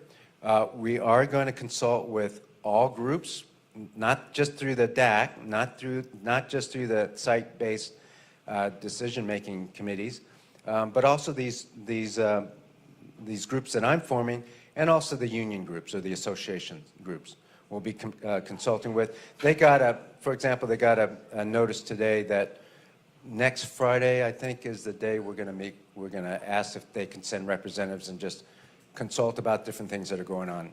So we will get input to answer your question. Any other, Ms. Cruz Arnold? Thank you for your presentation. I have a question from a few slides back about distinguished teachers. What are some of the things that teachers can do to differentiate themselves to be distinguished to earn the maximum 20 points? And are these contributions to the profession, lifelong learning, leadership, are these things, sorry, can you just tell me what some of those things are? Yeah, that's a great question. So we will be training teachers on this. The first training actually is next week because teachers come back next week. So they'll be trained in a conference style and they can go to the teacher eval section. And we're going to talk about this. There's a rubric for each one of these for leadership, lifelong learning, and contributions to the profession. So they can look at it early. But we're talking about teachers who contribute. For example, they may mentor another teacher. They may share their work with another teacher. They may work in a committee to help kids. They may download data, manage that data, and put it in a graph so that their colleagues can see it. So this is a way for teachers to help teachers not just be a great classroom teacher, that's number one, and help your kids succeed, but also to help others. And in this way, we also build camaraderie and teamwork because you can't be distinguished without going through this process. Lifelong learning, those who continue to have continuing education credits, for example, or maybe they just take an online course or they learn how to use AI and they can show that they're a lifelong learner. That's what falls into that category. Leadership is almost anything where they're contributing as a group, leading a team, helping their colleagues, leading a PLC. A great opportunity is when you present at a conference and you're helping others, or you agree to lead the PLC, or you agree to organize the after-school activities. So you're stepping up. That's what those are. And it's a great way for teachers to contribute to the school, but also contribute to their colleagues. So if you're that type of teacher, because one of the criticisms is always, well, this promotes competition. If you're the type of teacher you don't want to share, you just want to stay in your classroom, you want to just do your own thing, you will not be distinguished. You might be proficient, but you will not be distinguished. Thank you. It sounds like this is something that, these are things that are accessible to teachers at all campuses, but will you let us know throughout the year if there are funding needs to make some of these things, like going to conferences, accessible to all teachers? Yeah, that's a great idea. They have professional development days, but I think we haven't even looked into whether or not we fund conferences, and maybe that's an area we need to do. Other questions, Ms. Ozanne Bandy? Thank you, Superintendent. I have a question. I think a lot of folks in industry are familiar with forced rankings and bell curves and things like that for performance. My question is around the leading indicators of an unsatisfactory teacher or even a proficient and distinguished teacher, and how that is going to be used to supplement, help, mentor, intervene when there are indications of a teacher not meeting that proficiency. Yeah, thanks for asking. Great question. The leading indicator is the quality of instruction. Even in the first week of school, our teachers, our principals will be coaching teachers. It is a requirement in the NES and NES aligned schools to, and actually the entire district, because the principals will also be evaluated on a pay-for-performance system, and they will be conducting coaching on the job every day. Every teacher should be at least visited every day by somebody in an AP or an administrator every day, and they should not get Can we please? Thank you. They should just get an indication of what's going well. They should be validated, but they should also get a tip for how to improve. That will happen across the system, you'll see. And then there's a spot observation every month, at least one. Teachers who are struggling will get more than that, and they will get more attention. But our philosophy is coaching is how you improve. It's day to day. It's not once every 6 months or once every 3 months. It's not, I set an appointment for October 18th and that's the day I'm coming in. That's not how you grow. How you grow is on-the-job feedback. Any questions on this side? Good Mr. afternoon. Martinez. Yeah, good afternoon. A couple questions. First of all, I want to congratulate you and the administration, the fact that we have a small number of vacancies. That's something to be excited about. Thank you. And that's a good thing, right? I think we need to recognize when there's good things from a community perspective. We need to have teachers in the classroom. I do have a question about the evaluation. I think the same screen that you show with Board Member Cruz Arnold, if you can go back to that one. The target distribution? Yes, target. Yes, that's right. Yeah. And so when we look at unsat, so with the number of teachers, 3%, so we, at a minimum, if I understand you correctly, we should have turnover at least 3% every year if we go just to that. So here's my question to you. What happens in instances where we have teachers that have been proficient or something else for 4, 5, 6 years, and then they get an unsat for that 1 year? How are we treating them? Yeah, so if you look at and I know it's a long document, but the answer to the question is every year you get a rating. That's a number out of 100, and it's attached to a proficiency level. You can move up every year, but you can only move down when you have 2 years in a row of lesser performance. So let's say this year you're proficient. The following year you get progressing 2. Your salary will remain proficient. The following year after that you get progressing 2. That's 2 years in a row of less than performance. On that third year, the following year, so you'll be lowered 1. Even if you get progressing 1 and progressing 1, you were proficient, you won't be reduced to progressing 1, you'll be reduced to progressing 2. And that takes 3 years, 2 years of evaluation, and on the third year, you'll get a lower salary. So it tries to it gives the teacher the advantage. So you're not fluctuating like this. But you can move up every year. So proficient 1 this year, if you score well, you get proficient 2, then exemplary 1. So that's how it works. It was designed with teachers in mind, so that their salaries would be preserved. But there's no question, ineffective teachers, the lowest performing teachers, will not like this evaluation system. Superintendent Miles, what is the impact on student achievement that you can tell us is going to be resulting from this type of process for evaluation? There is, in fact, I didn't put the charts up here, I don't think. Yeah.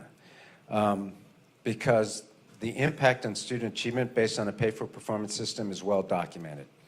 It's documented by Commit and by well-known researchers.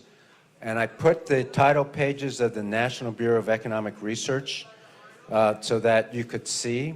I'll send them to you if you don't have them already.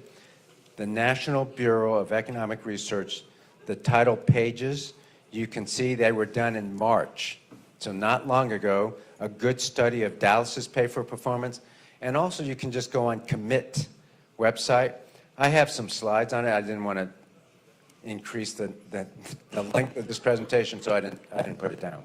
But Okay. it's indisputable, achievement is going to go up based on this. Any And other, then it's based on this other stuff. if we can, please, any other board members with questions? One other question, and I don't know, you said this at the beginning. When can we expect this to occur in non-NES or non-NES aligned schools? When will they happen? This teacher excellence system will be in effect this year for NES and NESA. For non-NES, NESA, it's 24-25 school year.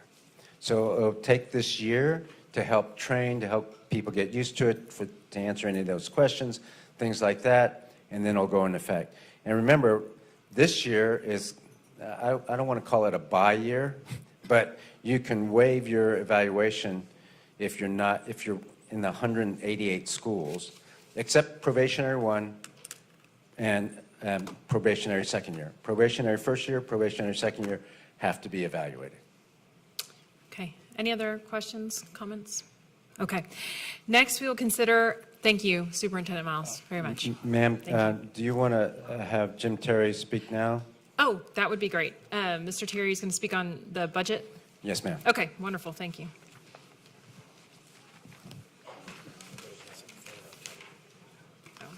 And for the board, the budget amendment sheet is in front of you, it should be.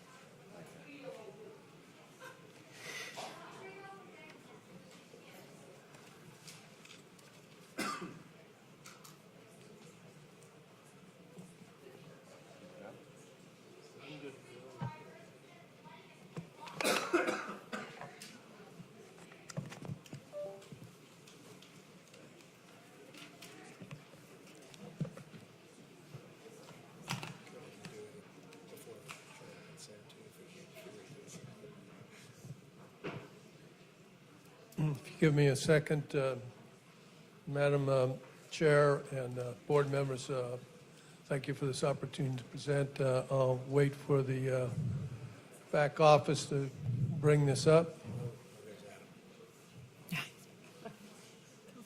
Going to send the expert over there.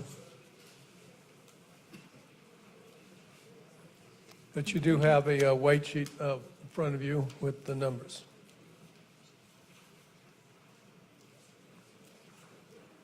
Right here.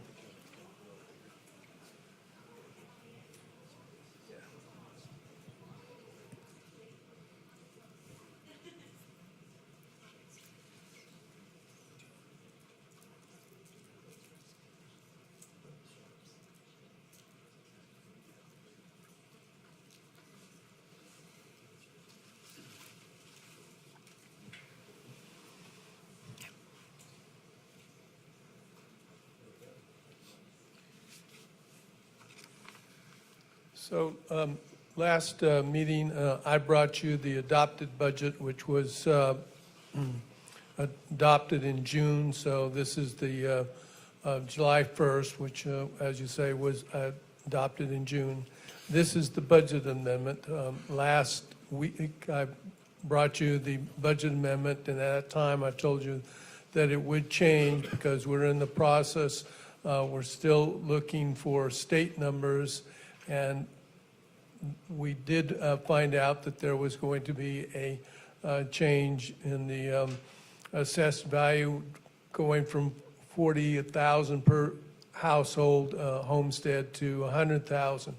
Also, with the way that the state calculates the taxes, that there will be a drop in the taxes, and you can see that we have lowered that revenue down. And basically, this is due to this change in the tax rate given the assessed value drop, given the homestead exemption drop. In the expenditure side, remember I showed you last week there was about $120 million that would roll from last fiscal year into this fiscal year, and that's where you're seeing a lot of these increases is because of that role. Also, we're in the process of implementing Mike Miles's changes in NES and NESA aligned schools.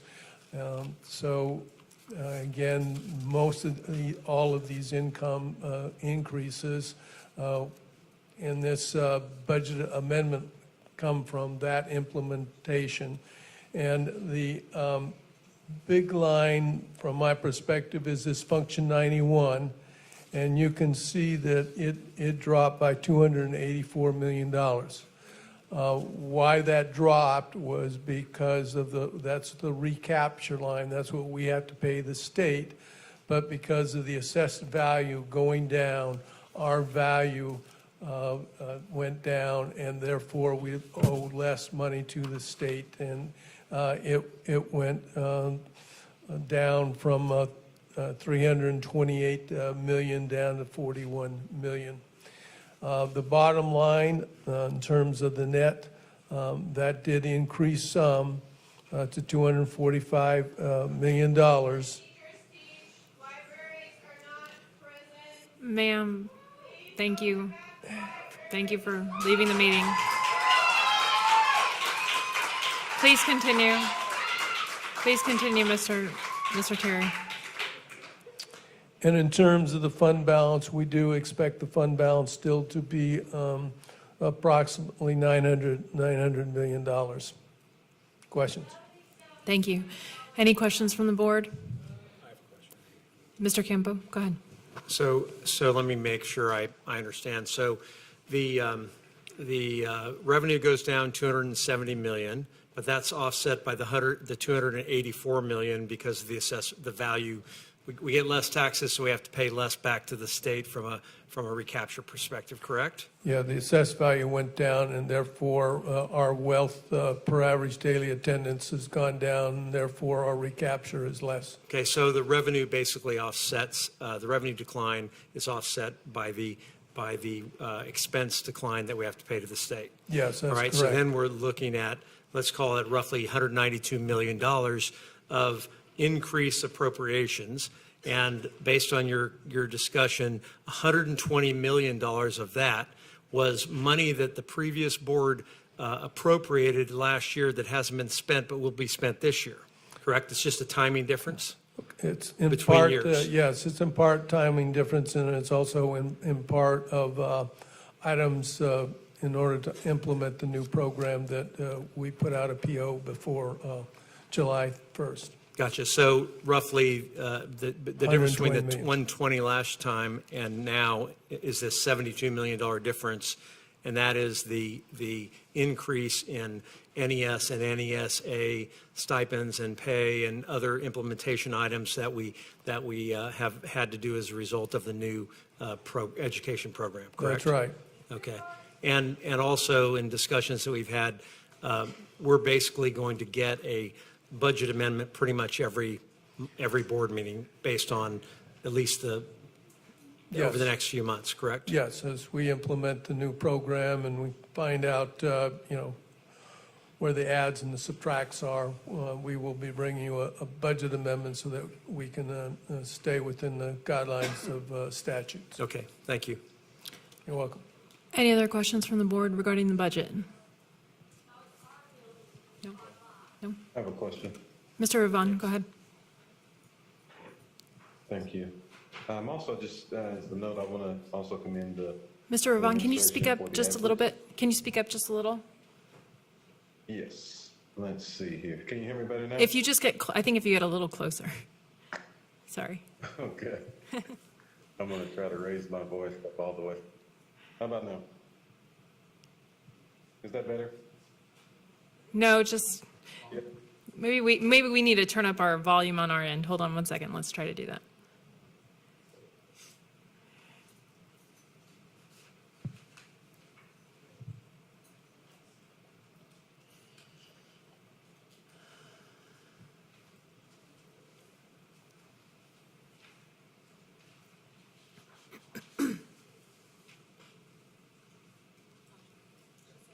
Go ahead. Mr. Ravon, I think we're all set. Go ahead. Great. So first, let me commend the administration for the work and the efforts that have been put in regarding hiring. I'm pleased to support that effort, and I'm also just excited that we're going to start the year in a better position than we have in a long time. So kudos to the administration for that. Secondly, I'd like to request that going forward for the CFO, if we can also include the actual spending category as we're doing the updates, because I'm finding that as the variances change, I'd like to make sure that I'm also aware, the community is aware of where we are with actual spending. Yes, I will do that. Thank you. And with regard to NESA and the adjustment totals for this particular amendment, what is the sum total adjustment you would align or account towards the NESA, the additional schools that we picked up in regard? We're working on that number. Right now, I would say it's approximately 170 million. Okay, so is that including NSA? That is NESA and NSA, NES and NSA aligned in all of the changes and additions. Got it. So we went from 100 to now 170. So roughly the additional schools are somewhere between 60 and 70 million for the additional amendment. Is that correct? Yes, Okay, thank you. you're welcome. Any other questions from the board regarding the budget amendment? Okay. Next, we will consider action items on the agenda. Board policy requires board members to abstain from all discussion and votes pertaining to contracts that might involve a conflict of interest.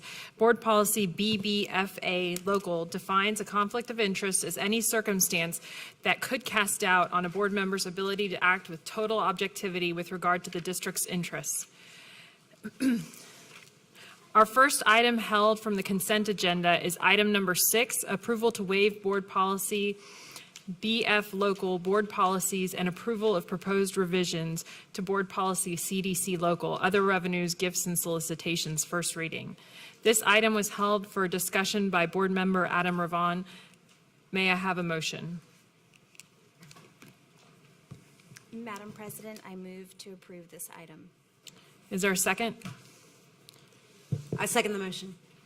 I have a motion and a second. Is there any discussion? Yes. Yes. Mr. Martinez and Mr. Ravon, why don't we let Mr. Ravon go first since he pulled it for discussion? Go ahead, sir. Thank you. For CDC, I'm not sure this truly clears our agenda. Going forward, we'll see kind of what the net difference is. But what I'm mostly concerned about is visibility and continued disclosure to make it easy for those who are interested in the information related here to the gifts. And so if we go forward, I think it's important that we continue to see the gifts, whether or not we're approving them or not, and so that when interested parties have easier access to the information going forward. Thank you. Thank you, sir. Mr. Martinez? So, my concern with this policy, or at least I won't use the concern, but I think there's some questions about the ability for schools where they don't have an active PTO or families that can't financially give as much as other affluent PTOs. I know that the intent was to make it easy for them. What I'm going to ask for is that we revisit this policy in a couple months, maybe 3 or 4 months. If we find that nonprofits, 501c3s or other churches or other organizations are contributing to these schools, but they have to have board approvals, which is similar to PTOs, then we may want to add that as a exemption, or at least treat them the same as PTO. So So that's what I would suggest for this particular policy is just to, and again, we did a great job of getting the PTO on there, but I think there's other organizations that would like to give as well. And I don't want to make it harder for those schools. Are you making a motion, or are you just asking? No, that we come back I'm to just this saying issue? that we keep it as is for now, and then we revisit it maybe about 4 months or maybe in December to look at that as well. Got it. Okay. Any other questions or comments on item number 6? No?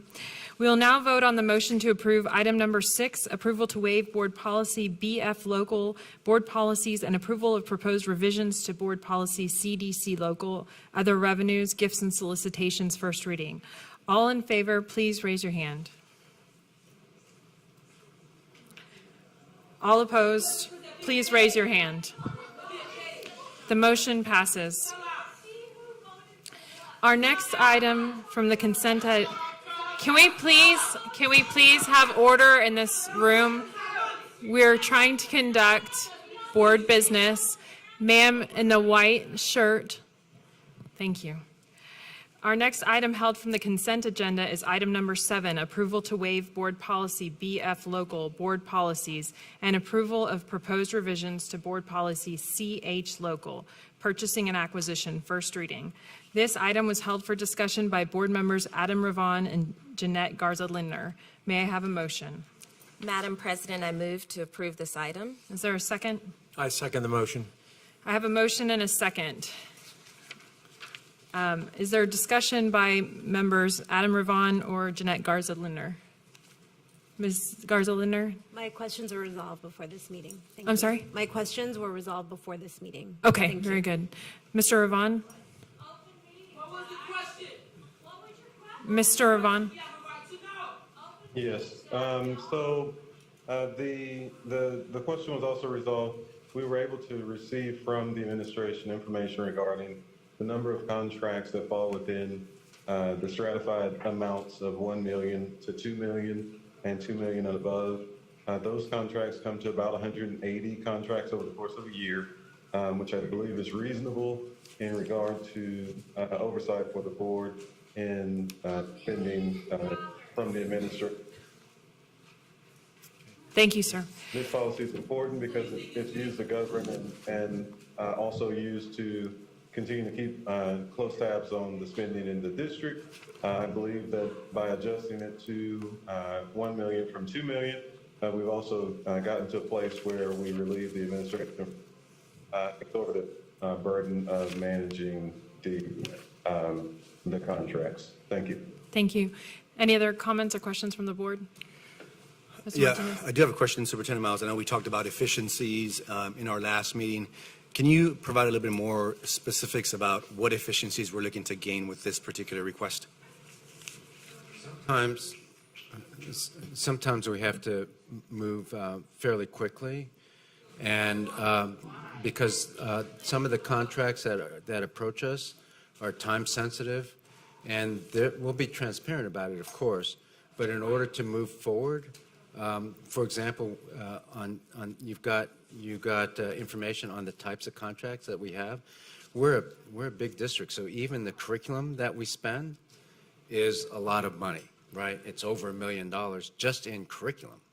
And so, for example, when we wanted to get the school year started off with some of the curricular items, those are contracts that we need to spend right away, and it's hard to wait a month and then have them delivered on time for the start of school. That's just one example, but there's other examples like that.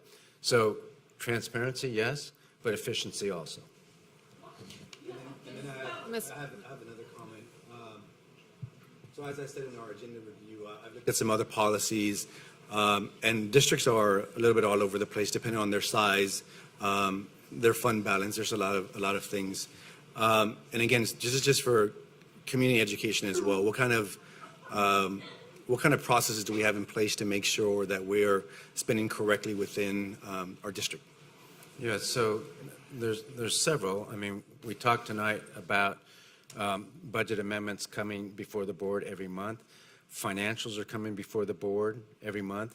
We're going to do variance every month as the large line items. We have an audit committee that's going to be looking at this every month or every couple months. I don't know how often you are going to meet. We have a financial auditor already in place that's already conducting an audit of our finances. So there's going to be a lot of transparency and safeguards around how we spend money. So, Can we please?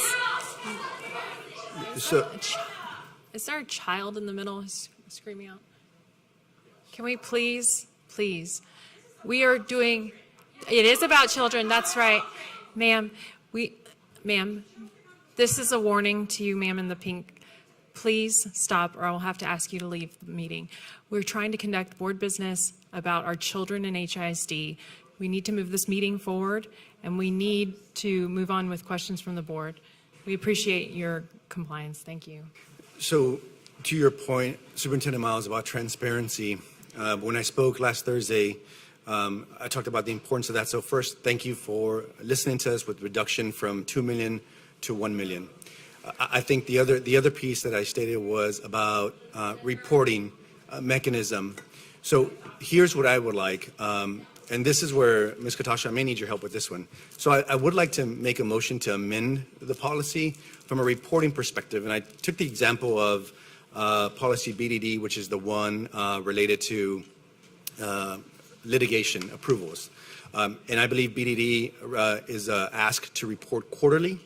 And so I would ask that perhaps we report quarterly as well on this particular piece. So the way I kind of made up the motion, tell me if I'm wrong, Ms. Katasha, and if it's the right time. So I would like to make a motion to add this to the policy, which is the superintendent and/or his or her designee shall furnish a quarterly report to the board of all district solicitation purchase costs or aggregates between $250,000 to $1 million. And if we can have that on a quarterly basis, again, just taking the example of board policy BDD, I think that's a way to be transparent with our community. And then also, I would say this: when I've spoken to communities, it's been helpful for me to have these things. Because I've been able to tell people that today on the consent agenda, there's a request for a $3 million purchase for library books. And so that is helpful for me, that when I go to the community, I know what those expenses are so that I can explain exactly what we're doing as a board. There is a motion to amend item number 7. We'll now take a vote on the motion to amend. We're not voting on the original item. We're voting on whether or not to amend. Is there a second before we take the vote? I second.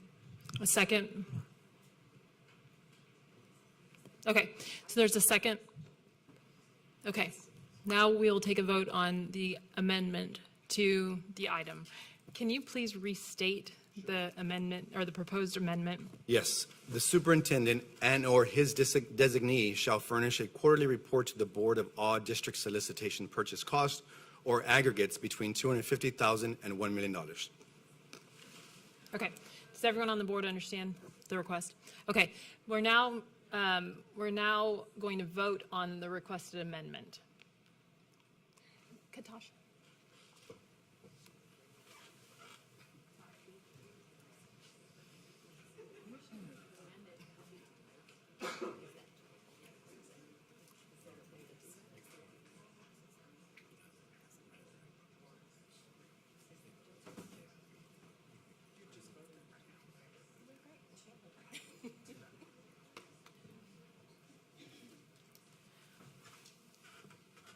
All right, folks, just to be clear, we're voting on the amendment to the item. Okay. All in favor of amending item 7 to include the language that Mr. Martinez just stated, please raise your hands.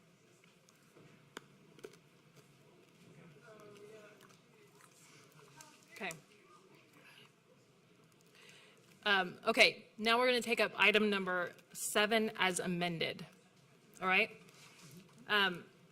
Do you have that written down? Can I see it? Yeah, sorry, it's the other. Do I just read the entire? No, you can just say vote as amended. Oh, okay. We'll now vote on the amended item number 7. All in favor, say aye. Raise your hands. Aye. Aye. All opposed? The item passes as amended. Our next item held from the consent agenda is item number 8, approval to waive board policy BF local board policies and approval of proposed revisions to board policy CHE local, purchasing and acquisition, vendor disclosures, and contracts, first reading. This item was held for discussion by board member Adam Ravon. May I have a motion?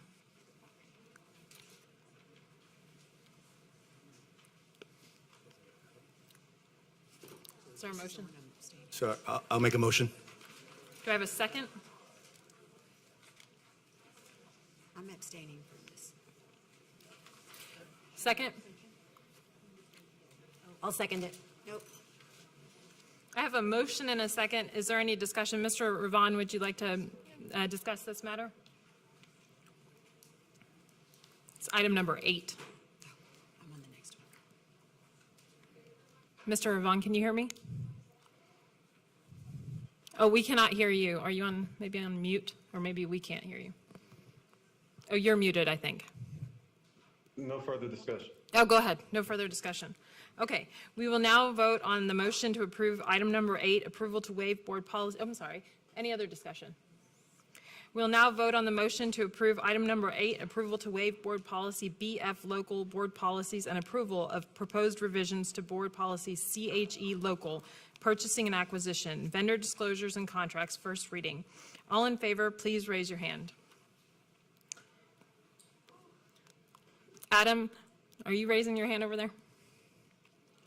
I can't see. Thank you. You may lower your hand. All opposed, please raise your hand. Thank you. The motion passes. The last item held from the consent agenda is item number 24, approval of vendor awards for purchases over $100,000 and ratification of vendor awards for purchases under $100,000. Project number 23-05-08-01. Cooperative Health Science Equipment and Supplies. This item is being held to allow for Paula Mendoza's abstention. May I have a motion? Go ahead. I'll make a motion. Thank you. Is there a second? I second.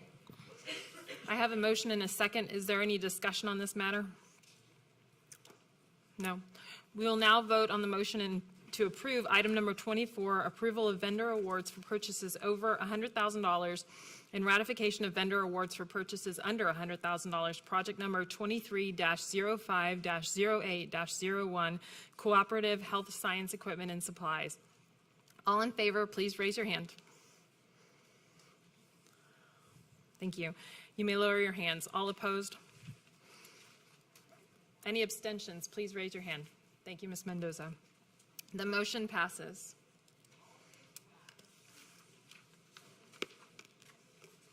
Do I have a motion to approve the minutes of the special board meeting held on June 8th, 2023, the agenda review meeting held on June 15th, 2023, and the regular board meeting held on June 22nd, 2023? Madam President, I so move. Thank you. Is there a second? I second the motion. Thank you. I have a motion and a second. Is there any discussion? All in favor of approving June minutes, please raise your hand. You may lower your hands. No opposed. Thank you. The motion passes. We are now ready to consider the remainder of tonight's agenda. Do I have a motion to approve the balance of tonight's agenda by consensus? Madam President, I so move. Is there a second? I second. I have a motion and a second. Is there any discussion? Mr. Ravon, your hand is raised. Are you, I'm not sure if that, is that a vote? I just hadn't fallen back down. Okay, no worries. We will now vote on the motion to approve the balance of tonight's agenda by consensus. All in favor, please raise your hand. You may lower your hands. All opposed, please raise your hand. The motion passes. We are now ready to hear reports and comments from any other board members. Starting with Ms. Bandy, any reports? No. Ms. Lindner? Ms. Flowers? Yes, I'd like to communicate to the board. 2 weeks ago, I attended the Texas Association of School Board Summer Planning Meeting. So as of now, 100% of all the public schools in Texas are members of TASB. So they have been great supporters of HISD long-term, and I just wanted to bring forth to everyone that September 29th is the state convention, and so we'd hope that we have great attendance from the board and from our superintendent so that we have that opportunity to learn together with other school boards across the state so that we make sure that we are focusing in on best practice.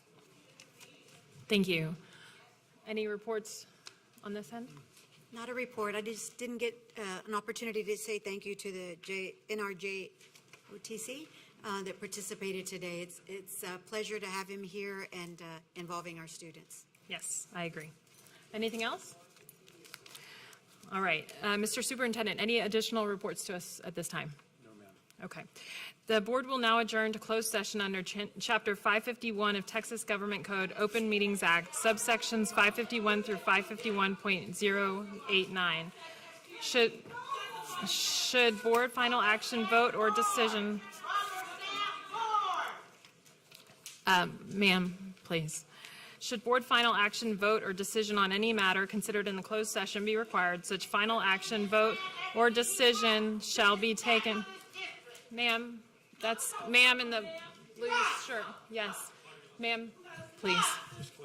I'm trying. Or decision shall be taken at the open meeting covered by this notice upon the reconvening of this public meeting or to subsequent public meeting of the board upon notice thereof. The board has adjourned to a closed session at 7:38 p.m. on August 10th, 2023.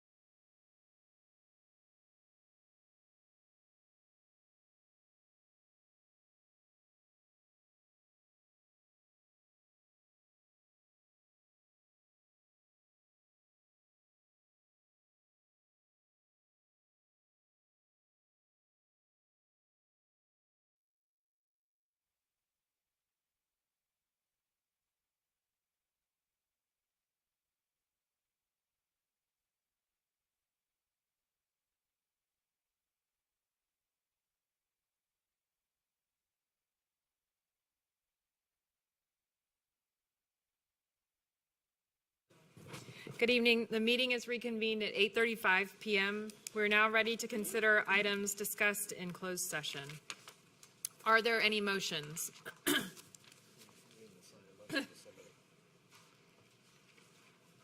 the legals from?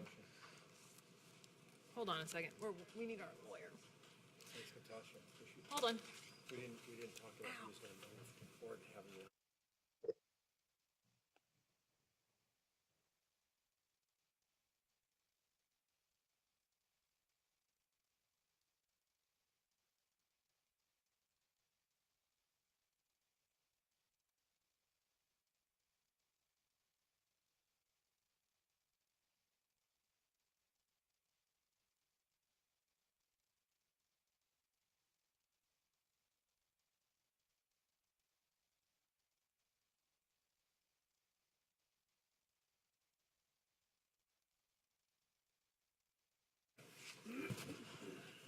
Okay, are there any motions? I move that the board approve the balance of the closed session personnel agenda, including specifically that the board approve proposed terminations of continuing term and probationary contracts, that the board approve end-of-term terminations of probationary term and continuing contract teachers, and authorize the interim superintendent on his or his designee to provide notice of same, that the board approve separation and release agreements, that the board approve withdrawal of contract recommendations and any reissuance of same, and that the board approve issuance of final orders on contract terminations as discussed in closed session effective August 10th, 2022. Excuse me, it is not the interim superintendent, it is our superintendent, Mike Miles. Is there a second? Second. There's a motion and a second. All in favor, please raise your hand. Adam, are you voting? Oh, okay. So the thumbs up. Got it. All opposed? The motion passes. The next regular board meeting will be held on September 14th, 2023. The work session for that meeting will be held on September 7th, 2023. There being no further business, this meeting is officially adjourned at 8:37 p.m. Thank you.